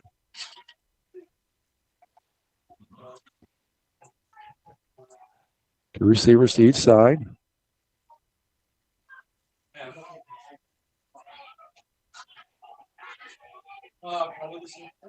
Snap back. Loden's looking to throw. Way up in the air. Where is that going towards? That's going out of bounds. Incomplete. It lands out of bounds. that's the ball game, folks, and that's the season. That's fall 13-6. The Alburnett will finish the season 4-5. And that wraps up our fall sports coverage here on Super C. While Cadet basketball and wrestling on the air for you all went along. We'll get that schedule posted on our Facebook page. Be sure to watch that. Take a look at that. But a great effort all season long by the Cadets, but comes up just short here these last 3 ball games and gets fall 13-6. So, Brady, thank you very much for joining us tonight. We look forward to that. Maybe we'll get you on the air sometime in the basketball season, buddy. You got right. Okay, final score, Alburnett 13, Crestwood 6. We'll talk to you on a basketball court somewhere this winter. All right. Good night, everybody. Thank you. Good night.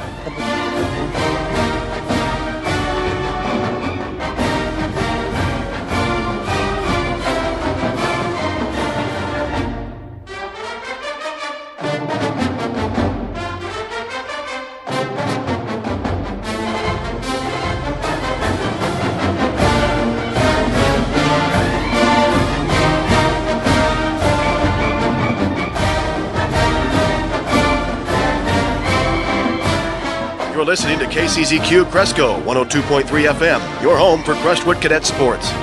Go Cadets!